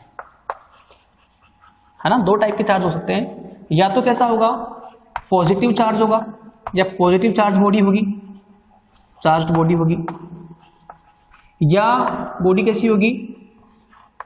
negative charge body होगी, नेगेटिव चार्ज बॉडी। अब इन चार्ज बॉडीज में जो फोर्स बनता है उसका नाम क्या होगा? इलेक्ट्रोस्टैटिक फोर्स होगा। तो फॉर एग्जांपल मान लो कि मेरे पास में एक बॉडी है यहाँ पर ए, और मान लो कि एक बॉडी है यहाँ पर बी, दो डिफरेंट बॉडीज है, और इस बॉडी का चार्ज मान लो क्या है? प्लस का मान लिया अपन ने। अच्छा, इसका मतलब क्या होगा? इसका मतलब ये है कि इस बॉडी पे जो प्रोटॉन पार्टिकल्स है वो ज्यादा है ना, और इस बॉडी पे चार्ज मान लो क्या है आपका? वो माइनस का है। क्या मान लिया अपन ने? माइनस का। इट मीन्स कि यहाँ पे नेगेटिव चार्ज क्या है? ज्यादा है, मतलब कि यहाँ पे इलेक्ट्रॉन्स क्या है? ज्यादा है। तो अभी इन दोनों बॉडीज को मैंने पास में यहाँ रख दिया, दोनों को मैंने टच नहीं करवाया, यहाँ पर दोनों सेपरेटली रखे हुए हैं, कि ये यहाँ रखी हुई है और ये बॉडी आपकी यहाँ प्लेस कर रखी है। तो इनको अपन यहाँ रखेंगे तो आप ये ऑब्जर्व करोगे, है ना, प्रैक्टिकल लाइफ में आप ये ऑब्जर्व करोगे कि दोनों बॉडीज पास में आ जाएगी, कि ये बॉडी इस साइड मूव करेगी अपने आप ही, और ये बॉडी इस साइड मूव करेगी। मतलब कि यहाँ पर एक फोर्स बना, क्योंकि किसी भी चीज को, किसी भी रेस्ट बॉडी को मोशन में लेके आने के लिए फोर्स चाहिए। अब यहाँ पर दोनों पहले नीचे थी, रेस्ट के ऊपर थी, फिर पास में आ रही है, मतलब कि मोशन में आ रही है, तो मतलब कि यहाँ फोर्स काम कर रहा है, और उस फोर्स का नाम क्या होगा? इलेक्ट्रोस्टैटिक फोर्स, है ना। तो दो चार्ज बॉडीज के बीच में जो फोर्स काम करता है उसको अपन बोलते हैं इलेक्ट्रोस्टैटिक फोर्स। अब इसके भी दो टाइप होते हैं, या तो वो अट्रैक्टिव बनेगा या कैसा होगा? वो रिपल्सिव होगा। तो आप इसको याद रखो कि यदि लाइक चार्जेस हैं, बॉडीज का जो चार्ज है वो क्या हो? एक समान हो, लाइक चार्ज हो, देन कौन सा फोर्स बनेगा आपका? रिपल्सिव फोर्स बनेगा। ये जो कॉन्सेप्ट है वो याद रखो आप, कौन सा फोर्स बनेगा? रिपल्सिव। और यदि अनलाइक चार्जेस है, अनलाइक चार्जेस दोनों बॉडीज के ऊपर, तो वहां कौन सा फोर्स जनरेट होगा आपका? अट्रैक्टिव फोर्स बनेगा, वहां बनेगा अट्रैक्टिव फोर्स। ठीक है, ये कहानी पढ़ लो आप एक बार इसकी, कि जिन बॉडीज पे अपन फोर्स चेक कर रहे हैं, यदि उन दोनों बॉडीज का चार्ज क्या हो? समान हो, एक समान हो, कि जैसे मान लो कि यहां पे प्लस का होता और ये भी कैसी होती? प्लस की बॉडी होती, तो दोनों बॉडीज का चार्ज का नेचर क्या होता था? लाइक, एक समान। तो उस केस में वहां कौन सा फोर्स बनता? Electrostatic repulsive force, electrostatic repulsive force. और जैसे यहां पे अपन कर रखा है कि यदि चार्जेस क्या हो आपके? अनलाइक हो, डिफरेंट डिफरेंट हो, जैसे यहां पे हो रखा है कि एक बॉडी पे चार्ज प्लस का है और एक बॉडी पे चार्ज माइनस का है, तो क्या बोलेंगे इनको अपन? Unlike charges. और अनलाइक चार्जेस में कौन सा फोर्स बनता है आपका? Attractive force. कौन सा बनेगा अपना? Attractive force. तो अभी ये दोनों बॉडी पास में आएगी, अट्रैक्शन बनेगा यहां पर, इसको बोलेंगे इलेक्ट्रोस्टैटिक अट्रैक्टिव फोर्स, है ना। तो this is complete basic idea about electrostatic force, and this is very important in 12th class. We will study in detail also 12th class के अंदर, है ना। तो यहां पे बनेगा अभी आपका अट्रैक्शन। अट्रैक्शन क्यों बन रहा है यहाँ पर? बिकॉज आप चेक करो कि इन दोनों बॉडीज पे चार्ज का नेचर क्या है। ये पॉजिटिव चार्ज बॉडी है और ये नेगेटिव चार्ज बॉडी है, तो दोनों चार्ज कैसे हैं? अनलाइक चार्ज है, डिफरेंट चार्ज है, तो अट्रैक्शन फोर्स बनेगा, है ना। और एक और केस बनाए आप कि जैसे मान लो कि ये भी प्लस की है और एक और बॉडी है वो भी मान लो क्या प्लस की है, तो दोनों पे चार्ज समान आ गया, अब की बार एक समान आ गया, तो अभी यहाँ पे कौन सा फोर्स बनेगा? Repulsive force, repulsive. दोनों बॉडीज दूर भागेगी, ये इधर मूव करेगी, ये इधर मूव करेगी, तो इसको बोलेंगे रिपल्सिव फोर्स। ठीक है, तो ये अपन ने समझ लिया इसके बारे में।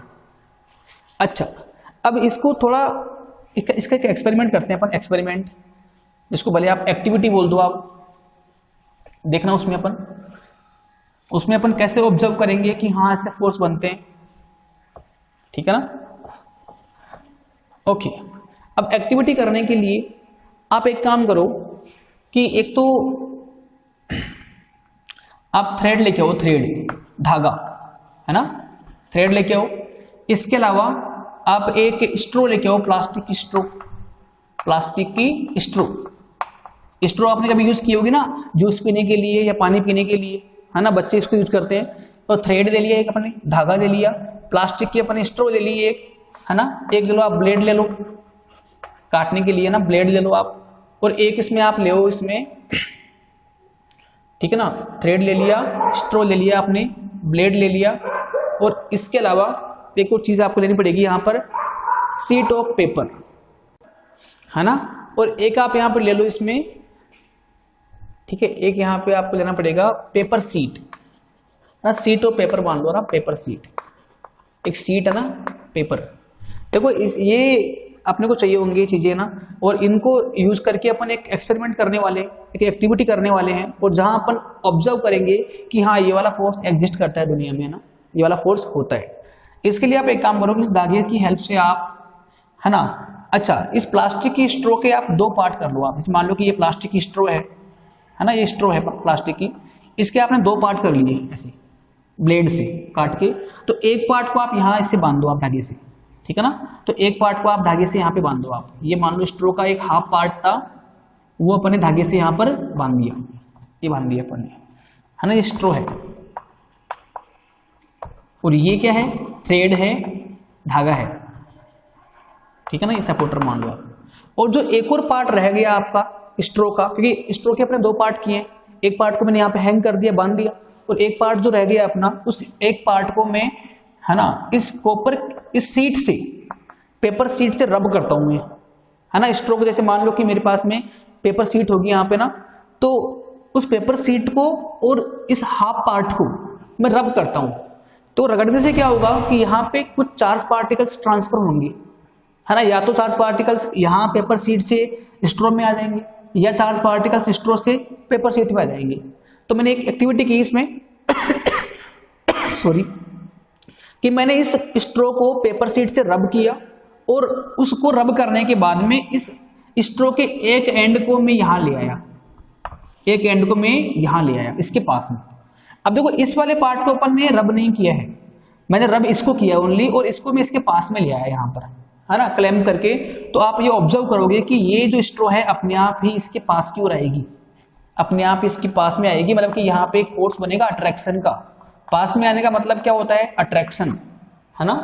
तो ये तो बिना रब किया स्ट्रो है, और ये अपन ने रब कर रखा है इसको, तो ऐसा करके इसको मैं पास में लेके आया ना, तो इसको अट्रैक्ट कर रहा है इसको। अच्छा भाई, इसके बाद में अपन ने और कुछ चेंज किया कि अब की बार इसको वापस से मैं दूर ले गया, है ना, सेकंड स्टेप में देखो अपन क्या कर रहे हैं, इसको वापस से मैं दूर ले गया, और इस वाले जो अपन ने हैंग कर रखी है यहाँ पे, इस स्ट्रो को मैंने रब किया पेपर सीट से, है ना, पेपर सीट से ही मैंने इस वाले स्ट्रो को भी रब कर दिया, और रब करके फिर दोबारा से मैं इस स्ट्रो को इसके पास में लेके आया, इस पार्ट को इसके पास में लेके आया। तो यहां पर अब की बार क्या होगा, है ना, अब की बार यहां पर रिपल्सिव फोर्स बनेगा। अब की बार दोनों स्ट्रो दूर भागने की कोशिश करेगी, कि ये इधर मूव करेगी और ये वाली स्ट्रो आपकी इधर मूव करेगी। अब ऐसा क्यों हो रहा है समझना आप, कि पहले स्टेप में, पहले केस में ओनली मैंने इस वाले स्ट्रो को रब किया था, ये वाला बिना रब किए अपन इसको टच करवाया था इसको। सेकंड पार्ट में दोनों को मैंने रब कर दिया, और फिर इसको मैं यानी आप पास में लेके आ रहा हूं, तो वहां पे क्या बन रहा है? रिपल्शन बन रहा है। अब देखो यहां पे ऐसा क्यों हुआ होगा, यहाँ पे ऐसा इसलिए हुआ है कि जब आप पहली बार आप इसको रब करते हो तो यहाँ पे कुछ चार्ज आ जाता है। अब यहाँ कुछ चार्ज है, यहाँ पर भी कुछ ना कुछ चार्ज था ऑलरेडी। तो अभी मान लो कि यहाँ पे क्या बन जाएगा कि इसका मान लो चार्ज प्लस का है और इसका मान लो क्या है चार्ज माइनस का है, तो कौन सा फोर्स बन गया यहाँ पे? अट्रैक्शन बन गया। बट यदि आपने उस पेपर शीट से इसको भी रब कर दिया तो इसके ऊपर भी चार्ज क्या आ जाएगा आपका? प्लस का जाएगा बाद में, सेकेंड केस में। पहले केस में चार्ज यहाँ पर नेगेटिव का था, बट सेकेंड पार्ट में अपन ने इस वाली स्ट्रो को भी रब कर दिया है पेपर शीट से, तो ऐसा करने से यहाँ पर भी चार्ज क्या जनरेट हो जाएगा? प्लस का। जी यहाँ प्लस का आया था, वहां यहाँ भी कैसा आएगा आपका? चार्ज प्लस का आएगा। अब देखो दोनों चार्ज किससे हो गया आपके? लाइक चार्जेस हो गए, और लाइक चार्जेस में क्या होता है? यहाँ पे रिपल्सन होता है। तो इसीलिए ये दोनों स्ट्रो क्या हो रही है? दूर भागने की कोशिश कर रही है, फार अवे मूव करने की कोशिश कर रही है ना। तो ये अपन ने ऑब्जर्व कर लिया। ओके, अच्छा, जैसे आपने कभी ये भी ऑब्जर्व किया होगा कि जैसे घर में अपने वो होता है ना कोम्ब है, जिससे अपन बाल संवारते हैं, कोम्ब। तो कोम्ब को अपन बालों में से रगड़ के रब करके छोटे मोटे जो ये कागज के टुकड़े होते हैं ना, कागज के पीस, उनको अपन अपनी ओर उसकी ओर खींच लेते हैं अपन, है ना। कोम्ब को जब अपन यहाँ पर रब करेंगे बालों के अंदर, और उस कोम्ब की हेल्प से अपन छोटे मोटे पेपर शीट्स को अपन ऊपर की ओर ले आते हैं, क्योंकि वहां पर भी रब करने से क्या होता है कि उस वाले कोम्ब में कुछ चार्ज आ जाता है। रब करने से वहां पे चार्ज ट्रांसफर होता है, चार्ज आ जाएगा, और चार्ज जब दूसरे चार्ज के कांटेक्ट में आएगा, पास में आएगा, तो वहां पे फोर्स बनता है, और उस फोर्स की वजह से दोनों पार्टिकल्स या वो पार्टिकल्स उस कोम्ब की ओर आ जाते हैं, है ना। तो ये सारी जो एक्टिविटीज है, सारे जो ऑब्जर्वेशन है, these are based on electrostatic force. Okay, moving forward, the last force in category of non contact force is gravitational force. Is a gravitational force, third force है ये, ग्रेविटेशनल फोर्स। देखो यहां पर क्या करना, ग्रेविटेशनल फोर्स। अब ये force तो बड़ा आसान सा फोर्स है। पहली बात तो इस फोर्स का जो इन्वेंशन है, जो डिस्कवरी है, वो किया था न्यूटन ने। न्यूटन साइंटिस्ट का नाम है ना। तो यहां पे लिख लो भले आज आप कि इट इज डिस्कवर्ड बाई, है ना, इट इज डिस्कवर्ड बाई, है ना, न्यूटन। न्यूटन एक साइंटिस्ट का नाम है। ओके, उसने इस फोर्स को ऑब्जर्व किया सबसे पहली बार, है ना। देखो इस फोर्स में क्या होता है, जैसे आपने देखा होगा कि यदि मैं इस वाले चौक को यहां से छोड़ दूं तो ये चौक किधर मूव करती है? अर्थ की ओर। अब देखो ये अर्थ की ओर मूव कर रही है, इट मींस कि इसके ऊपर एक फोर्स लग रहा है, और वो फोर्स किस साइड लग रहा है? इसके ऊपर अर्थ की ओर लग रहा है, अर्थ के सेंटर की ओर लग रहा है ना। तो ये फोर्स होता है दो मास के बीच में, है ना। तो इसमें आप लिखो कि फोर्स, है ना, अकॉर्डिंग टू दिस फोर्स, है ना, एवरी मास ऑब्जेक्ट, है ना, exert a force on another mass object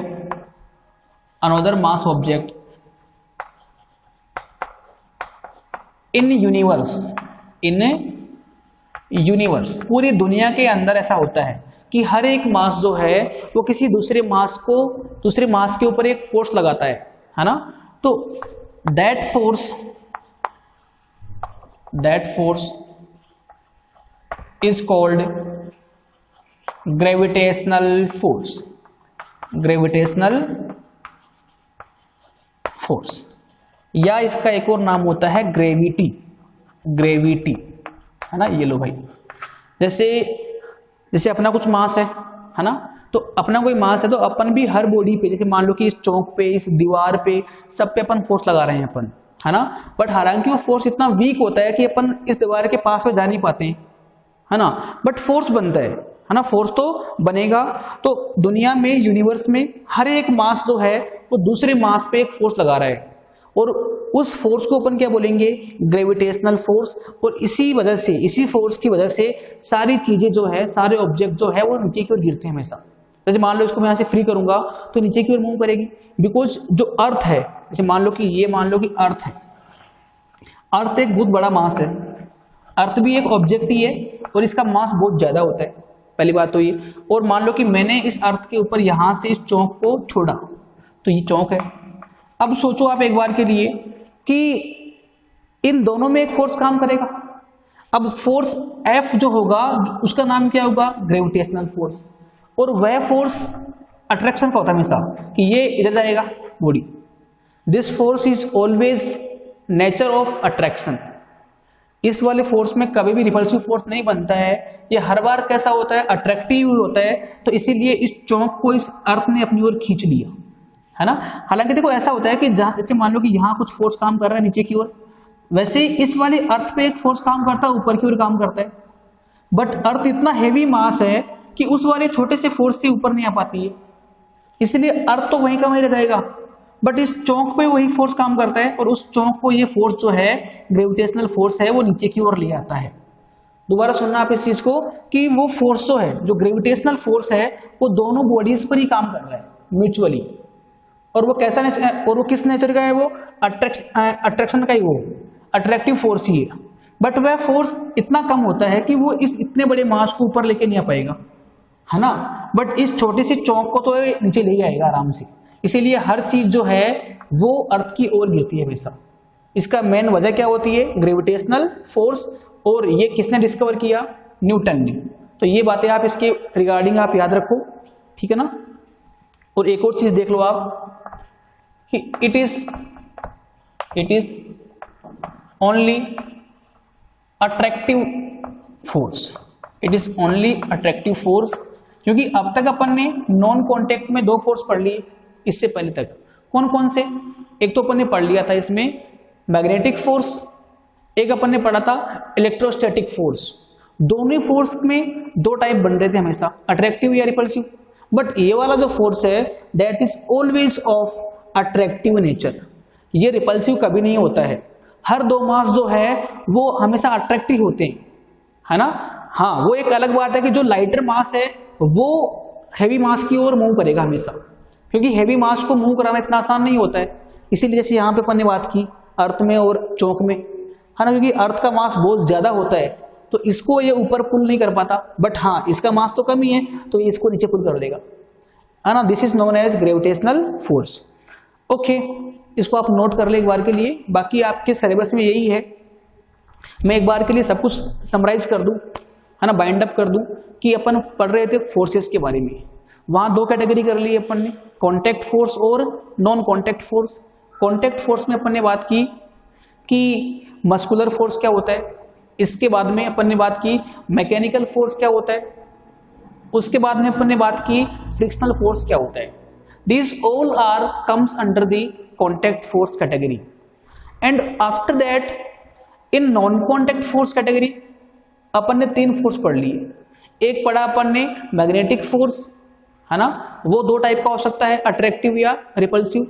उसके बाद में अपन ने पढ़ा सेकंड वाला इलेक्ट्रोस्टैटिक फोर्स, है ना, वो दो चार्ज के बीच में काम करता है, दो चार्ज बॉडीज के बीच में काम करता है। और वो भी जो फोर्स है वो दो टाइप का हो सकता है, अट्रैक्टिव या रिपल्सिव। और लास्ट जो अपन फोर्स पढ़ रहे हैं वो है ग्रेविटेशनल फोर्स। और बेसिकली ये जो फोर्स है वो दो मास के बीच में काम करता है, दो मास ऑब्जेक्ट के बीच में काम करेगा। और अब की बार इसका जो नेचर है वो ओनली कैसा होगा, अट्रैक्टिव ही होगा, ठीक है ना। और इसका डिस्कवरी किसने किया था, न्यूटन ने। ओके, इसको आप नोट करें और अपन इसमें आगे मूव करते हैं ना। नाम लगा हुआ प्रेशर, ठीक है, प्रेशर क्या होता है, ठीक है। इसके बाद में अपन देखेंगे कि प्रेशर और फोर्स में रिलेशन क्या होता है, how pressure depends on force, ठीक है ना।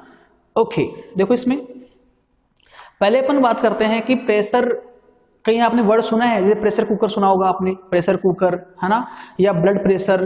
तो ये इन सब चीजों में जो प्रेशर वर्ड आ रहा है उसका मीनिंग क्या होता है ये अपन देखते हैं आज, है ना। ओके, तो इसको पहले अपन डिफाइन करते हैं।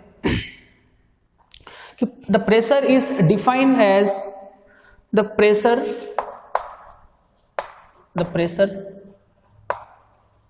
is defined as force acting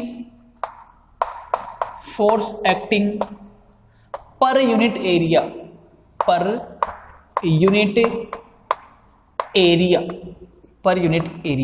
ठीक है ना। देखो कैसे, पहली बात तो ये कि जो प्रेशर है वो फोर्स का ही एक इफेक्ट है या फोर्स की एक प्रॉपर्टी है। जैसे आपको मैंने लिखा है यहाँ पे प्रेशर का डेफिनेशन, इसको बताऊंगा मैं आपको ना भी इसका मतलब क्या होता है। पहले इसका जो फॉर्मूला आएगा वो देखो आप, प्रेशर का जो फॉर्मूला होता है सिंबल इसका P होता है, तो प्रेशर जो होगा वो होगा force upon area, force upon area, ठीक है, ये होगा प्रेशर का फॉर्मूला। और फोर्स आपने पहले ही पढ़ लिया इससे पहले, आज अपन P पढ़ रहे हैं, P मीन्स प्रेशर, तो प्रेशर कितना है अपना force upon area. It means कि जैसे मान लो कि यहां पर एक मान लो कि एक ब्लॉक है ना, ये मान लो एक ब्लॉक है ना, ये ब्लॉक मान लिया अपन ने। अब इस ब्लॉक का जो वेट फोर्स है वो नीचे काम कर रहा है, इसका जो वजन जो होता है वो हमेशा कहाँ काम करता है, नीचे की ओर काम करता है। और इस वाले एरिया, जैसे मान लो कि ये एरिया जो है कॉन्टेक्ट एरिया, यहां तक का एरिया, तो एरिया अपन ने मान लिया ए मान लो आप, ठीक है ना। और इस वाले वेट फोर्स को अपन ने क्या मान लिया, एफ मान लिया। कितना मान लिया अपन ने, एफ मान लिया, जो भी फोर्स काम कर रहा होगा, है ना। तो इस एफ और जो एरिया है इनका जो रेशियो आएगा, एफ यहाँ पे न्यूमरेटर है और ए यहाँ पे डिनोमिनेटर है, तो एफ और ए का जो रेशियो आएगा उसको बोलेंगे प्रेशर ऑफ दिस ब्लॉक, इस ब्लॉक का प्रेशर, है ना। और जो डेफिनेशन मैंने आपको लिखा है डेफिनेशन वो देख लो आप एक बार, the pressure is defined as force acting per unit area.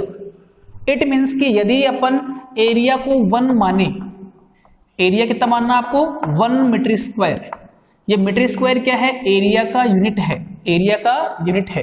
तो यदि एरिया अपन ए मान ले, सोचना एक बार के लिए आप, तो इस 1 को आप यहां रखो, जो एरिया का वैल्यू है वो आप यहां पे रखो, तो देखना कितना आएगा, P इक्वल टू आ जाएगा फोर्स अपॉन एरिया, आपने 1 मान रखा है तो यहां पे आएगा 1। अब फोर्स अपॉन 1 भी क्या होता है, फोर्स के बराबर ही होता है। And this is the definition, this is the definition कि एक एरिया पर 1 मीटर स्क्वायर पर, इसका मतलब भी ये होता है पर यूनिट, मतलब कि 1 पर यूनिट का मतलब क्या होता है 1 ऑलवेज। इसको आप याद करिए ना, आगे के लिए भी ये बहुत काम की चीज है कि पर यूनिट मतलब होता है 1।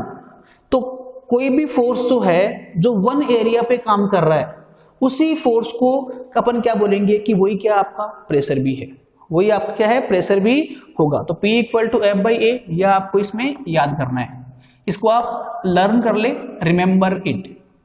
न्यूमेरिकल्स में इस फॉर्मूले को अपन काम में लेंगे and we will easily find the value of pressure, है ना, if force and area are given.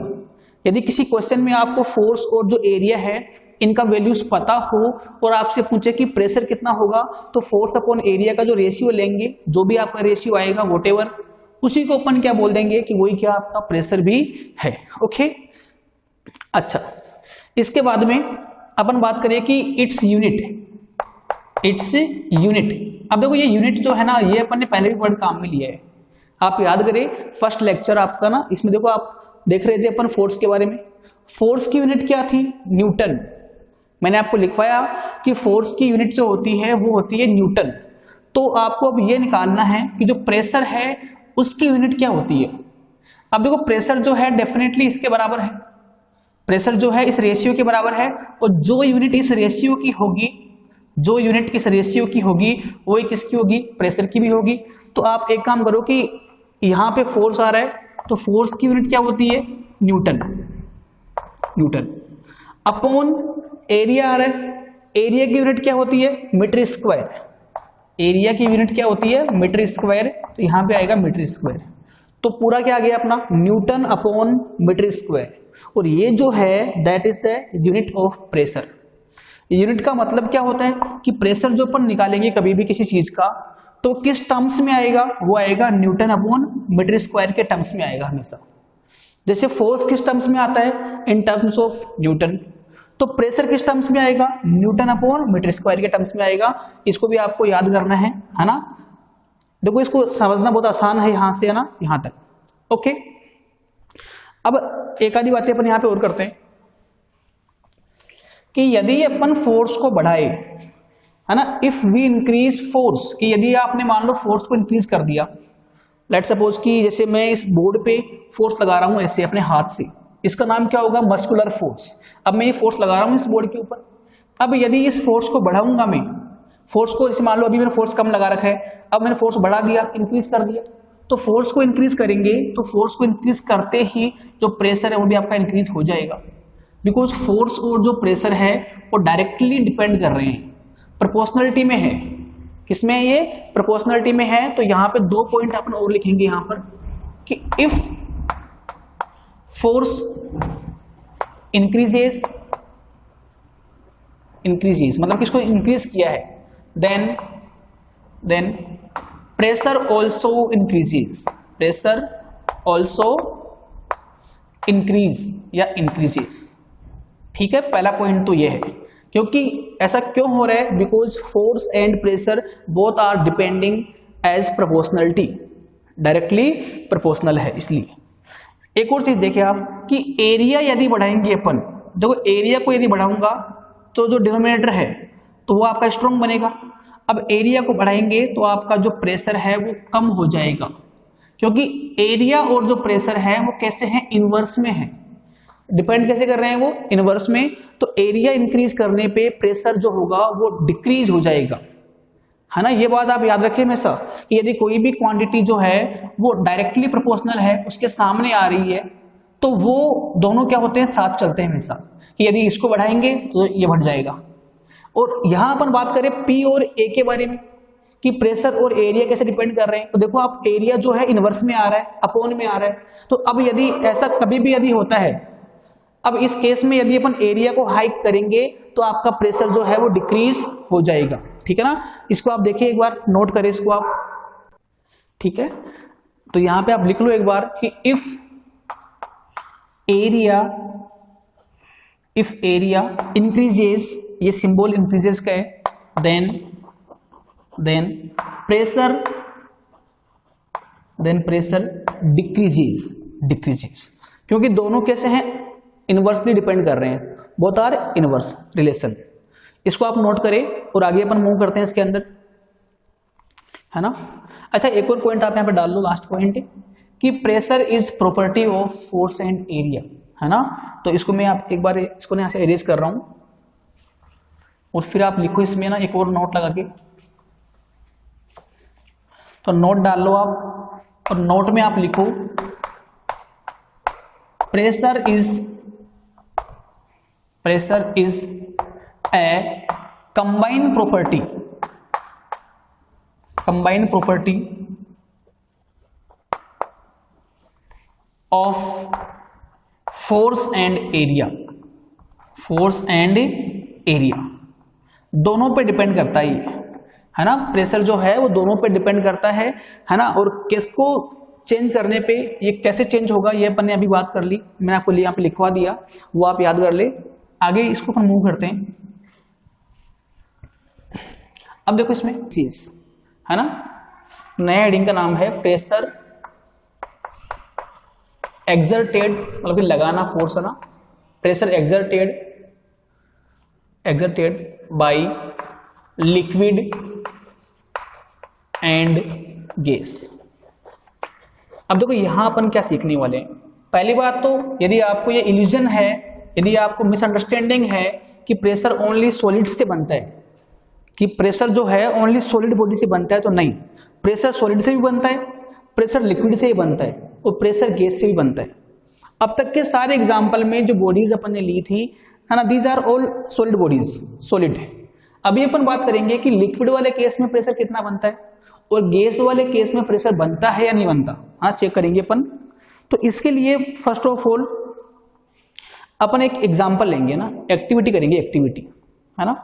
देखो जैसे मान लो कि मेरे पास में एक कंटेनर है, मेरे पास मान लो कि यहाँ पे कोई कंटेनर है, ये मान लो कंटेनर है, वेसल है, और मैंने इसमें पानी भर दिया, ये लिक्विड है ना। अभी अपन पहले बात कर रहे हैं लिक्विड के बारे में, and further we will discuss about gas also, है ना। तो लिक्विड की बात कर रहे हैं अपन। तो एक कंटेनर मान लिया अपन ने, कंटेनर है, और इसमें अपन ने लिक्विड भर दिया, मान लो पानी हो सकता है, ये मे भी पेट्रोल डीजल कुछ भी है ना, कोई दिक्कत नहीं है, बट है लिक्विड। अभी देखो इस लिक्विड में अपन ये देख पा रहे हैं कि ये लिक्विड का हाइट कितना बोल रखा है मैंने, मान लो कि इसको मैंने h बोल दिया, कि लिक्विड कहां तक भरा हुआ है उसको अपन बोल रहे हैं लिक्विड हाइट, वो है h, है ना। इसका एक और नाम होता है कॉलम हाइट, कॉलम हाइट, ठीक है, कॉलम हाइट। अब अपन बात करते हैं कि क्या प्रेशर इस लिक्विड से प्रेशर बनेगा या नहीं बनेगा, और बनेगा तो वो हाइट पे डिपेंड कैसे करेगा। मतलब कि यदि मैं हाइट को इंक्रीज कर दूंगा या हाइट को डिक्रीज कर दूंगा तो ऐसा करने से जो लिक्विड प्रेशर है वो चेंज होगा या नहीं होगा, और यदि चेंज होगा तो कैसे चेंज होगा, वो कम होगा या ज्यादा होगा, देखते हैं अपन, है ना। तो इसके लिए एक काम करो, आप एक एक्टिविटी करते हैं अपन। एक्टिविटी में आपको कुछ भी नहीं करना है, एक आप ट्रांसपेरेंट, है ना, एक्टिविटी मतलब कि एक एग्जाम्पल कर रहे हैं अपन, प्रैक्टिकल कर रहे हैं, प्रैक्टिकल इस चीज को बिल्कुल ढंग से समझने के लिए अपन प्रैक्टिकल कर रहे हैं। इसके लिए अपन ने एक ग्लास का एक ट्यूब ले लिया, यह है ग्लास ट्यूब, है ना, ग्लास की ट्यूब है, ग्लास ट्यूब है ना। और यहां पे आपने लगा दिया एक, ये है रबर बैंड, है ना, ये मान लो रबर बैंड है, ओके। इसको ग्लास ट्यूब को, और एक को अपन मान लिया क्या, बैलून मान लो आप, रबर बैलून, एक बैलून है किसका, रबर का। अब मैं एक काम कर रहा हूं कि इस ग्लास ट्यूब में मैं कुछ हाइट पे, या एक काम करूं, मैंने 2 पॉइंट मार्क कर दिए, एक पॉइंट एक्स यहां मार्क कर दिया कि ये पॉइंट एक्स है, और एक पॉइंट मैंने वाई यहां मार्क कर दिया, वाई, है ना। तो अभी मैंने मान लो कि इसमें एक्स हाइट तक लिक्विड भर दिया, एक्स हाइट तक जब मैं लिक्विड भरूंगा तो लिक्विड फिल करते ही आप समझ पा रहे होंगे कि क्या होने वाला है। यहाँ पर लिक्विड भरते ही यहाँ पर इस बैलून का साइज बढ़ जाएगा, है ना, इस बैलून का जो साइज है वो बढ़ जाएगा कुछ हद तक, है ना। जैसे मान लो कि ये साइज इसका मान लो ऐसा हो जाएगा, ठीक है, समझना आप इसको, ये लो। और ये हो गया फर्स्ट पार्ट का एक्टिविटी। और अब में वही कॉलम है, वही तो, है ना, ग्लास की ट्यूब है जो ट्रांसपेरेंट है, मतलब कि आपको दिखनी चाहिए कि अंदर पानी कहां तक भरा हुआ है ना। तो इसकी वॉल जो है ग्लास ट्यूब की वो ट्रांसपेरेंट है, और ये जो पॉइंट एक्स था और इस पॉइंट को मैंने वाई बोल रखा था, और यहाँ पे बैलून था, यहाँ पे बैलून था। अब की बार मैंने सेकंड स्टेप में लिक्विड को मैंने वाई हाइट तक भर दिया, वाई हाइट तक फिल कर दिया। तो आप ऑब्जर्व करोगे कि अब की बार इस बैलून का साइज और ज्यादा बढ़ जाएगा, ऐसे बढ़ जाएगा इसका साइज, ऐसा हो जाएगा बैलून, ऐसा। अब देखो एक बार आप इसमें कि जब आपने इसको h हाइट तक भरा है तो इसका साइज बढ़ा तो है बैलून का, बट कम बढ़ा है, कम इंक्रीज हुआ है। यहां देखो आप, जब आपने इसको y हाइट तक फिल कर दिया तो अब की बार जो इसका इंक्रीमेंट हुआ है साइज में वो बहुत ज्यादा हुआ है। अब इससे मुझे एक बात समझ में ये आती है कि यदि आप इस लिक्विड कॉलम का हाइट बढ़ाते हो, इंक्रीज करते हो, तो उस केस में जो प्रेशर है वो बढ़ जाएगा, क्योंकि जब प्रेशर बढ़ेगा तभी तो इसका साइज बढ़ेगा, जब अंदर प्रेशर बढ़ेगा तभी तो इस बैलून का साइज बढ़ेगा। तो मुझे ये बात समझ में आ गई कि लिक्विड में क्या होता है कि यदि आपका कॉलम हाइट या लिक्विड का हाइट अपन इंक्रीज करते हैं तो उस केस में जो प्रेशर है वो भी क्या होगा, इंक्रीज होगा। जैसे यहाँ प्रेशर कम बना इसीलिए इसका साइज कम इंक्रीज हुआ है, यहाँ प्रेशर ज्यादा बना होगा इसीलिए इसका साइज ज्यादा इंक्रीज हो गया। तो ये पॉइंट आपको नोट करना है इसमें, है ना। ये इसका रिजल्ट है, ये अपन ने एक्टिविटी कर ली, है ना। एंड देन अपन ने देखा कि इसका रिजल्ट क्या होगा। तो रिजल्ट जो कंक्लूजन इसका ये निकल के बाहर आ रहा है कि लिक्विड हाइट को इंक्रीज करने पर जो प्रेशर का अमाउंट है वो हमेशा बढ़ जाता है ना। तो ये अपन नोट करेंगे इसके अंदर, ओके। मैं दोबारा रिपीट कर रहा हूं कि if we increase liquid height then the pressure will also increase, है ना, the pressure will also increase. अच्छा, एक्टिविटी नंबर 2 देखो आप, ये फर्स्ट कर लिए अपन ने, 2 और देखिए आप। यहां अपन बात करेंगे कि क्या लिक्विड की वजह से जो कंटेनर की वॉल है, जो दीवार है, वहां पर भी प्रेशर लगता है क्या। जैसे अभी अपन ने बात की थी बॉटम पॉइंट पर, तो बॉटम पॉइंट पे कहानी क्या निकल के बाहर आई कि बॉटम पॉइंट का जो प्रेशर है वो हाइट को इंक्रीज करने से बढ़ जाएगा, और प्रेशर बढ़ने से बैलून का साइज क्या हो गया था, बढ़ गया था, इंक्रीज हो गया था। अब यहां अपन बात करेंगे, जैसे मान लो कि यहां पर एक लिक्विड है, ये ग्लास की ट्यूब है मान लो, या कंटेनर मान लो आप, और मैंने यहां पर लिक्विड भर दिया। सोचना आप एक बार, ना, मैंने यहां पर लिक्विड भर दिया। अब मैंने यहां पर एक शार्प सा एक होल क्रिएट कर दिया, होल इस कंटेनर में या इस ग्लास के ट्यूब में मैंने यहाँ पे एक होल है ना क्रिएट किया, और उस होल से मैंने एक अलग से एक ट्यूब लगा दी, और उस ट्यूब का एक एंड मैंने बैलून से जोड़ दिया। ये बैलून है, ये है बैलून, और ये है ट्यूब, और ये है कंटेनर। मुझे ये चेक करना है अभी कि क्या इस लिक्विड की वजह से इसकी जो दीवार है, ये वॉल जो है कंटेनर की, वहां पर भी प्रेशर लग रहा है क्या। यहां तो लगता है, यहां तो बनता है प्रेशर, बट यहां बनेगा या नहीं बनेगा, उस चीज को चेक करने के लिए मैंने सिंपली एक काम किया कि मैंने इसके एक वॉल पर एक होल, वॉल पे एक होल क्रिएट किया, और उस होल को मैंने एक ट्यूब से जोड़ दिया, और ट्यूब से जोड़ के यहाँ पे एक बैलून फिट कर दिया, फिक्स कर दिया।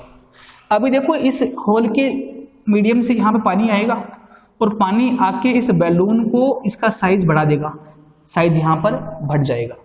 अब वही बात यहाँ पर फिर से कि यदि इसका बैलून का साइज बढ़ा है, इट मीन्स कि इसके अंदर जो है प्रेशर बढ़ा है। यदि इस बैलून का साइज इंक्रीज हो रहा है, बढ़ रहा है, इट मीन्स कि इस बैलून के अंदर का जो प्रेशर है वो भी क्या हो रहा है, इंक्रीज हो रहा है। और वो प्रेशर आया कहाँ से, तो वो प्रेशर इस लिक्विड से ही आया है। मतलब कि इस लिक्विड ने इस कंटेनर की वॉल के ऊपर भी प्रेशर एक्सर्ट कर रखा है ना। तो यहां पर अपन नोट कर लेंगे कि liquid exert pressure on wall also है ना। तो ये सारे एक्टिविटीज है, इनको अपन परफॉर्म करके अपन इनको फील कर रहे हैं, समझ रहे हैं इनको ना, परफॉर्म करके, चेक करके। क्योंकि इसको यहां अपन ने सेट किया, फिक्स किया, तो इस बैलून का साइज बढ़ गया, इंक्रीज हो गया। अब इसका साइज इंक्रीज कब होगा, जब यहाँ का प्रेशर क्या होगा, इंक्रीज होगा। प्रेशर कब इंक्रीज होगा, या प्रेशर आया कहां से, तो ये प्रेशर आया है इस लिक्विड की कॉलम से। तो लिक्विड की वजह से जो कंटेनर है उसकी वॉल पे भी क्या लगता है, फोर्स लगता है, प्रेशर लगता है ना। ये भी एक अपने को बात सीखनी पड़ेगी। और जो थर्ड पॉइंट है वो देखो आप, थर्ड पॉइंट अपना इसमें आएगा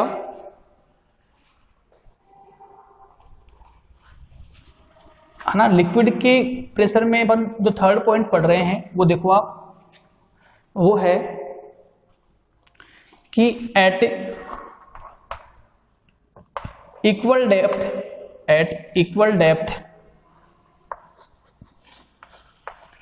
pressure is also equal. At equal depth pressure is also equal. पहली बात तो इसका मतलब क्या है, इस लाइन का मीनिंग क्या है वो अपन थोड़ा समझते हैं। तो इसे मान लो कि अपन एक काम करें कि ये मान लो कि अगेन एक मेरे पास में कंटेनर है, ट्यूब है, मैंने यहाँ पे मान लो लिक्विड भर दिया, फिल कर दिया लिक्विड इसमें। इसके बाद में अपन एक काम कर रहे हैं कि जैसे मान लो कि मैं 3 पॉइंट मार्क कर रहा हूँ, एक पॉइंट यहाँ पर ए पॉइंट, एक पॉइंट यहाँ पर बी पॉइंट, एक पॉइंट यहाँ पर सी पॉइंट। ये पॉइंट का नाम है ए, इस पॉइंट का नाम है बी, इस पॉइंट का नाम है सी।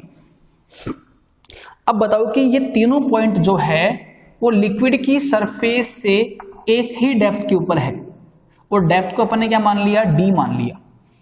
तो देखो यहाँ पे सबकी डेप्थ क्या है, इक्वल है, इक्वल डेप्थ है। अब यदि इन सब पॉइंट के लिए जो डेप्थ इक्वल आएगा तो डेफिनेटली जो प्रेशर है वो भी क्या होगा, वहां पे इक्वल होगा। इट मीन्स कि जितना प्रेशर इस वाले पॉइंट पर है लिक्विड का, उतना ही इसके ऊपर होगा और उतना ही इसके ऊपर होगा। मीन्स कि pressure at point A is equal to pressure at point B is equal to pressure at point C. ये स्टेटमेंट है, ऐसा होता है, ये ट्रू है, ये रिजल्ट है, ये आपको याद करना है ना। अब इसको अपन ऑब्जर्व करते हैं एक्सपेरिमेंट की हेल्प से, प्रैक्टिकल की हेल्प से। तो वो प्रैक्टिकल करने के लिए इधर आप साइड में आ जाओ, यहां पर एक्टिविटी नंबर 3 करते हैं अपन। एक एक्टिविटी करते हैं ना, तो कैसे कि अपन ने मान लो कि एक कंटेनर ले लिया, ये ना कंटेनर है, और इस कंटेनर के जैसे कंटेनर ऐसा होगा ना, ऐसा कंटेनर है, उस कंटेनर की मैंने सेम डेप्थ के ऊपर, मान लो लिक्विड यहां तक भरा हुआ है, नो डाउट है ना, और सेम डेप्थ पे मैंने 3 होल कर दिए या 2 होल कर दिए। एक होल मान लो यहां कर दिया और एक होल मैंने यहां कर दिया, है ना। देखो कंटेनर है एक तो पूरा सिलेंड्रिकल, है ना। कैसा है कंटेनर आपका? सिलेंड्रिकल है, इसमें लिक्विड भर रखा है अपन ने। अब एक सेम डेप्थ के ऊपर अपन ने 3 होल कर दिए, या 2 मान लो आप, तो कोई दिक्कत नहीं है, मान लो 2 होल अपन ने क्रिएट कर दिए। अब 2 होल क्रिएट करेंगे तो यहां से पानी जाएगा, यहां से लिक्विड बाहर आएगा, और लिक्विड यहां से ही बाहर आएगा। आप ऑब्जर्व करोगे इस चीज को कि जैसे जितना डिस्टेंस पे यहां पानी गिरेगा, जैसे मान लो कि ये अपना ग्राउंड है, ये ग्राउंड है, तो यहां से भी पानी आएगा, पानी का यहां से फ्लो होगा, तो वाटर यहां से मान लो यहां के मान लो गिर गया, और यहां से मान लो वाटर यहां आके गिर रहा है।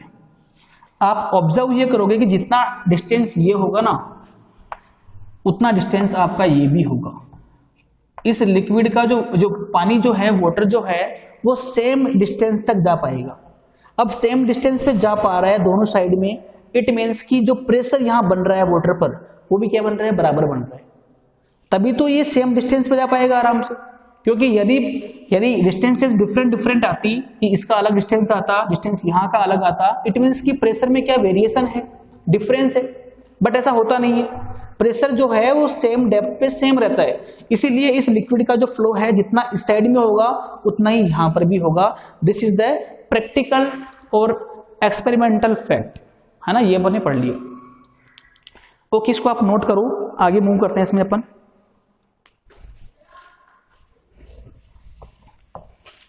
तो लिक्विड प्रेशर में अपन ने 3 चीज सीख ली कि लिक्विड जो होते हैं वो भी प्रेशर एक्सर्ट करते हैं, लिक्विड जो होते हैं वो भी प्रेशर एक्सर्ट करते हैं। और इसके रिगार्डिंग 3 पॉइंट सीखी अपन ने। पहला पॉइंट अपन ने ये देखा कि वाटर कॉलम जो है, हाइट जो है, उसको अपन इंक्रीज करेंगे, तो इंक्रीज करने पे जो बॉटम पे प्रेशर है, बॉटम पार्ट पे जो प्रेशर है वो बढ़ जाएगा। पहला पॉइंट तो ये था। सेकेंड पॉइंट आपका ये था कि हर लिक्विड जो है वो अपने कंटेनर जो है, जहां उसको अपन ने फिल कर रखा है, उस कंटेनर की वॉल के ऊपर भी प्रेशर लगाता है हमेशा। और थर्ड पॉइंट पढ़ लिया अपन ने कि सेम डेप्थ के ऊपर प्रेशर भी क्या होगा? सेम होगा। ये आपको याद करना है।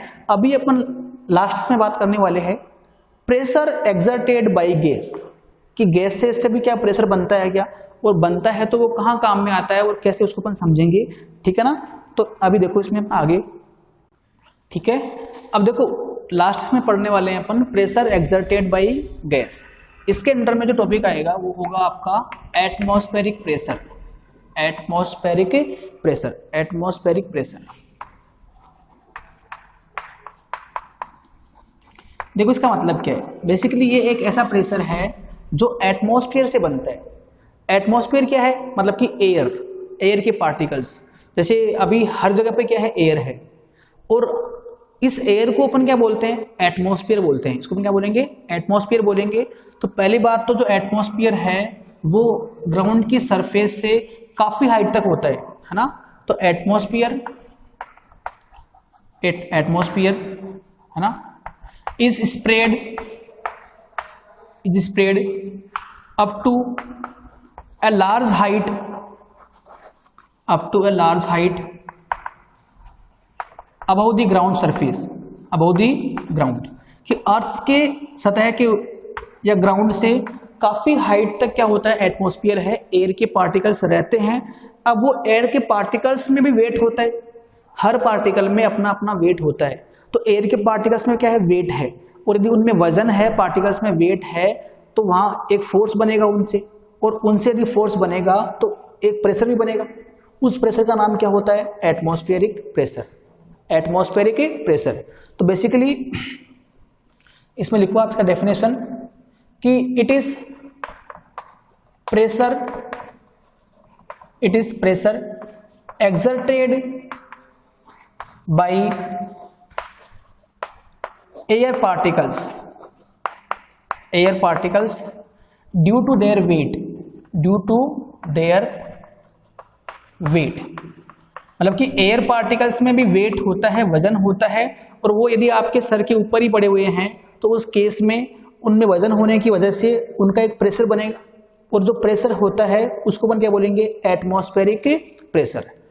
तो ये बहुत आसान सी चीज हो गई, बहुत आसान सा पार्ट हो गया ये तो, कि एटमॉस्फेरिक प्रेशर क्या होता है, कि this is the pressure exerted bye gaseous molecule और गैस, है ना। अच्छा, और देखो इसमें आप जैसे मान लो कि एक आदमी है ना, यहाँ पे एक पर्सन है, मान लो ये, अच्छा, अब ये पर्सन मान लो कि यहाँ खड़ा है बाहर की ओर, तो इसके चारों ओर क्या है, एटमॉस्फेयर है, इसके चारों ओर क्या है, एटमॉस्फेयर है, और वो इसकी हाइट भी क्या है एटमॉस्फेयर की, बहुत किलोमीटरों में है ना, किलोमीटर्स में है, तो इसके ऊपर बहुत सारे एयर के पार्टिकल्स है। तो मैं एक काम करूँ कि इसके हेड के ऊपर ऐसे बहुत सारे एयर के पार्टिकल्स है, ठीक है ना, काफी हाइट तक है ये। अब इन सब एयर पार्टिकल्स में क्या है, वजन है, अपना अपना वेट होगा, तो ये इसके हेड के ऊपर आ रहे हैं, तो इसके हेड पे एक फोर्स बन रहा है, किसकी वजह से, एयर की वजह से, और उस वजन से एक फोर्स बनेगा, एक प्रेशर बनेगा, और उस प्रेशर को अपन क्या बोलेंगे, एटमॉस्फेरिक प्रेशर, है ना, PA। इसका सिंबल होता है PA। PA, P means pressure, A means atmospheric, तो PA is symbol of atmospheric pressure.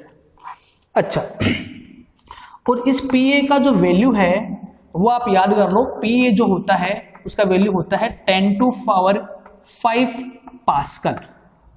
मतलब कि इतना ज्यादा प्रेशर एयर के मॉलिक्यूल्स आप लोगों पे एग्जर्ट कर रहे हैं हर टाइम पर, एनी टाइम, है ना, भले ही सर्दी हो, गर्मी हो, है ना, कुछ भी हो, हर टाइम पे एयर के मॉलिक्यूल्स जो है वो इतना प्रेशर अपने वेट की वजह से आप पे एग्जर्ट करते हैं हमेशा। अब सवाल ये आता है कि सर यदि इतना प्रेशर ये मॉलिक्यूल्स एग्जर्ट कर रहे हैं तो अपने को फील क्यों नहीं होता, अपन नीचे क्यों नहीं गिरते, या अपने को ऐसा फील क्यों नहीं होता कि अपने ऊपर एयर पड़ी हुई है। इसका रीजन ये होता है कि आपके अंदर भी एयर है, आपके अंदर भी क्या है, एयर होती है। जब अपन सांस लेते हैं तो अपने अंदर भी एयर है, तो आपका जो अंदर का प्रेशर है, जो बॉडी का प्रेशर है, वो भी क्या है, एटमॉस्फेरिक प्रेशर के बराबर होता है। तो आपके ऊपर भी एटमॉस्फेरिक प्रेशर है, और आपकी बॉडी के अंदर भी क्या है, एटमॉस्फेरिक प्रेशर है। तो ये जो प्रेशर है उसका फोर्स नीचे काम करता है बाहर वाले से, और जो आपके अंदर जो एयर भरी पड़ी है, जो आपके अंदर एटमॉस्फेयर है, उसका प्रेशर भी ऊपर काम करता है। अब दोनों प्रेशर क्या हो रखे हैं, रिवर्स हो रखे हैं, कि ऊपर से प्रेशर काम कर रहा है, नीचे से प्रेशर काम कर रहा है, और इसीलिए जो नेट प्रेशर है, जो नेट प्रेशर है वो कैंसिल आउट हो जाता है, और कैंसिल आउट होने की वजह से आपको प्रेशर फील नहीं होता है, बट ये प्रेशर तो होता है ना। तो यहां पर आपको ये इतना बड़ा प्रेशर फील क्यों नहीं होता, इसका रीजन ये होता है कि आपके अंदर भी एयर के मॉलिक्यूल्स होते हैं। जब अपन श्वास लेते हैं तो अपने अंदर एयर आती है, और यदि आपके अंदर भी एयर है तो आपके अंदर भी एटमॉस्फेरिक प्रेशर होगा, और वो भी उतना ही होगा जितना बाहर है। अब अंदर और बाहर दोनों साइड में सेम प्रेशर है, तो दोनों प्रेशर एक दूसरे को ना कैंसिल कर देते हैं, और कैंसिल होने की वजह से आपको प्रेशर फील नहीं होता है ना। तो ये इसका बेसिक कहानी होती है ना।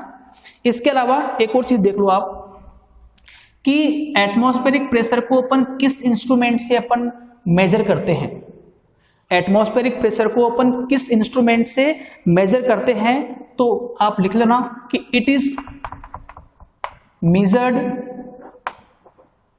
बाय मैनोमीटर, है ना, बाय मैनोमीटर। ये एक इंस्ट्रूमेंट का नाम है जिसकी हेल्प से अपन मैनोमीटर, जिसकी हेल्प से अपन एटमॉस्फेरिक प्रेशर का वैल्यू अपन फाइंड कर सकते हैं, है ना। तो ये भी आप याद कर लेना, थ्योरी बेसिस क्वेश्चन है ना। इसके अलावा एक और चीज इसमें आप देखो कि डेली लाइफ में एटमॉस्फेरिक प्रेशर के एग्जाम्पल क्या है। डेली लाइफ में एटमॉस्फेरिक प्रेशर के एग्जाम्पल क्या है ना। अच्छा, atmospheric pressure is created by gaseous molecule, by gas or by air. Hence we can say that gas also exert a pressure. Gaseous particles also exert a pressure. That pressure is known as atmospheric pressure, and the value of the atmospheric pressure on the ground surface is approx equal to 10⁵ Pascal. 10⁵ का मतलब हो जाएगा 1 2 3 4 5, इतना ज्यादा pressure अपन पे लगता है हमेशा एयर की वजह से।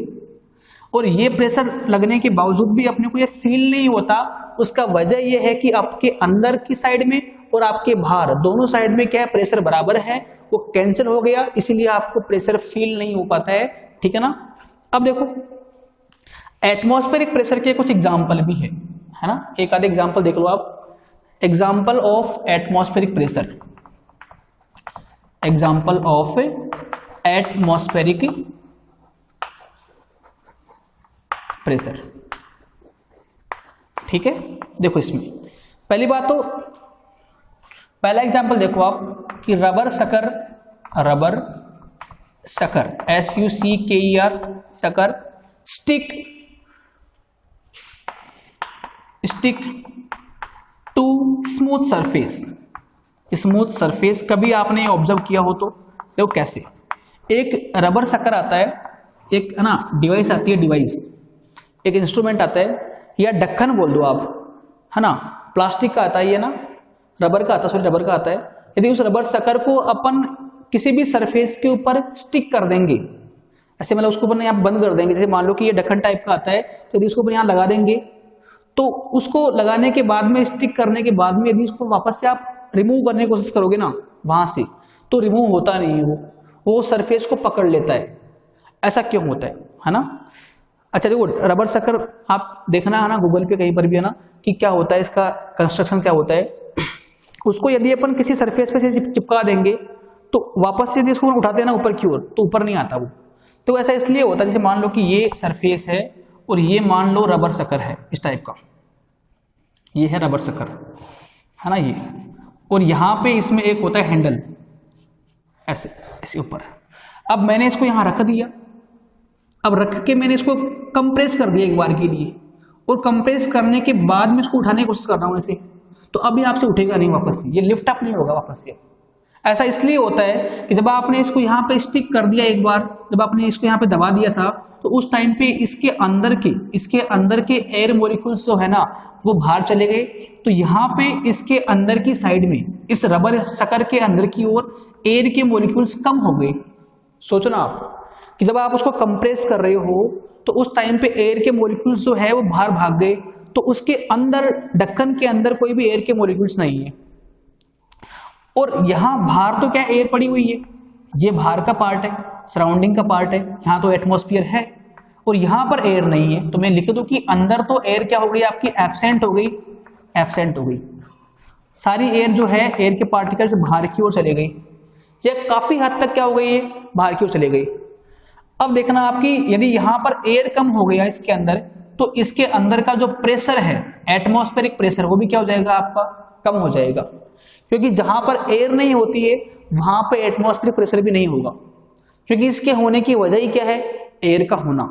तो यहां पर ऐसा होगा कि इसके अंदर जो है वो एयर के मॉलिक्यूल्स कम हो गए, तो यहां पे अंदर की ओर प्रेशर कम बनेगा, और बाहर तो एयर के मॉलिक्यूल्स वैसे के वैसे पड़े हुए हैं अभी, तो यहां का जो प्रेशर वो भी हैवी हो गया, डोमिनेट कर गया। तो इनका जो प्रेशर है वो है ना इधर काम कर रहा है, पीई, प्रेशर ऑफ एयर, और अंदर तो प्रेशर है ही नहीं।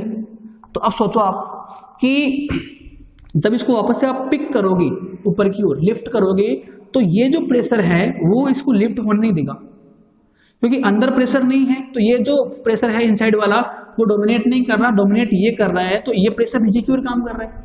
एयर का प्रेशर हमेशा नीचे की ओर काम करता है। तो अभी यार यदि आप फोर्स लगा के यहाँ इसको लिफ्ट अप करोगे तो लिफ्ट अप हो नहीं पाएगा। इसका वजह यही है कि ये जो प्रेशर है आपको अपोज कर रहा है ना। तो ये है एक एग्जाम्पल कि rubber sucker stick to smooth surface. इसके अलावा एक और देखो एग्जाम्पल आप, ठीक है ना, एक और देखो इसमें एग्जाम्पल ये है कि जैसे मान लो कि यहाँ पे एक ग्लास है पानी का ना, ये मान लो पानी का ग्लास है, और यहाँ पे मान लो पानी भर रखा है, पानी वाटर फिल कर रखा है, और एक है ना एक स्टूडेंट है ना, वो स्ट्रो की हेल्प से पानी पी रहा है। देखा आपने कभी पिया होगा कोल्ड ड्रिंक, है ना, कोल्ड ड्रिंक पीते हैं तो अपन स्ट्रो काम में लेते हैं।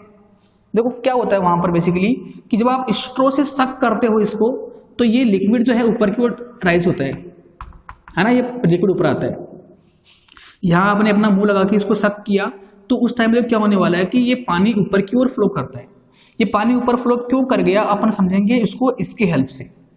देखो जैसे ही आपने इसको सक किया है, तो यहाँ के जो एयर के मॉलिक्यूल्स है, यहाँ के एयर के मॉलिक्यूल्स वो अब आपकी बॉडी के अंदर चले गई। सक करने से जो इस स्ट्रो का जो एयर का मॉलिक्यूल है वो यहां से कहाँ माइग्रेट हो गया, आपकी बॉडी के अंदर। तो यहां पर अब एयर नहीं है, इस पार्ट में एयर नहीं है, स्ट्रो के अंदर एयर नहीं है। और यहां देखो ये कोल्ड ड्रिंक की बोतल है, यहाँ तो एयर है, तो यहाँ तो प्रेशर बनेगा, और वो प्रेशर कितना होगा, PA के बराबर होगा, मतलब कि एटमॉस्फेरिक प्रेशर के बराबर होगा। और यहाँ पर एयर नहीं है, तो मतलब कि यहाँ प्रेशर नहीं है। अब सोचो कि यहाँ पे प्रेशर कम है और यहाँ प्रेशर ज्यादा है, तो लिक्विड कहाँ से कहाँ फ्लो करेगा, from high to low pressure. Liquid हमेशा कहाँ से कहाँ फ्लो करता है, from high pressure to low pressure, और यहाँ प्रेशर लो हो गया है, यहाँ प्रेशर हाई है, इसीलिए ये जो प्रेशर है इस लिक्विड को पुश करता है, और पुश करेगा तो ये लिक्विड ऊपर की ओर राइज होगा, और अपना आराम से इस कोल्ड ड्रिंक को पी पाते हैं, ड्रिंक कर पाते हैं, है ना। मालूम पड़ रहा है आपको कि सक करने से जो एयर के मॉलिक्यूल्स है स्ट्रो के अंदर वाले, वो आपकी बॉडी के अंदर माइग्रेट हो गए, और यहाँ पे एयर एब्सेंस हो गया। एयर का एब्सेंस होते ही यहाँ पे जो प्रेशर है वो क्या हो गया, डिक्रीज हो गया, कम हो गया। बट यहाँ तो प्रेशर अभी भी उतना ही है, बाहर की साइड में तो, ये एटमॉस्फेयर तो यहाँ पर भी है।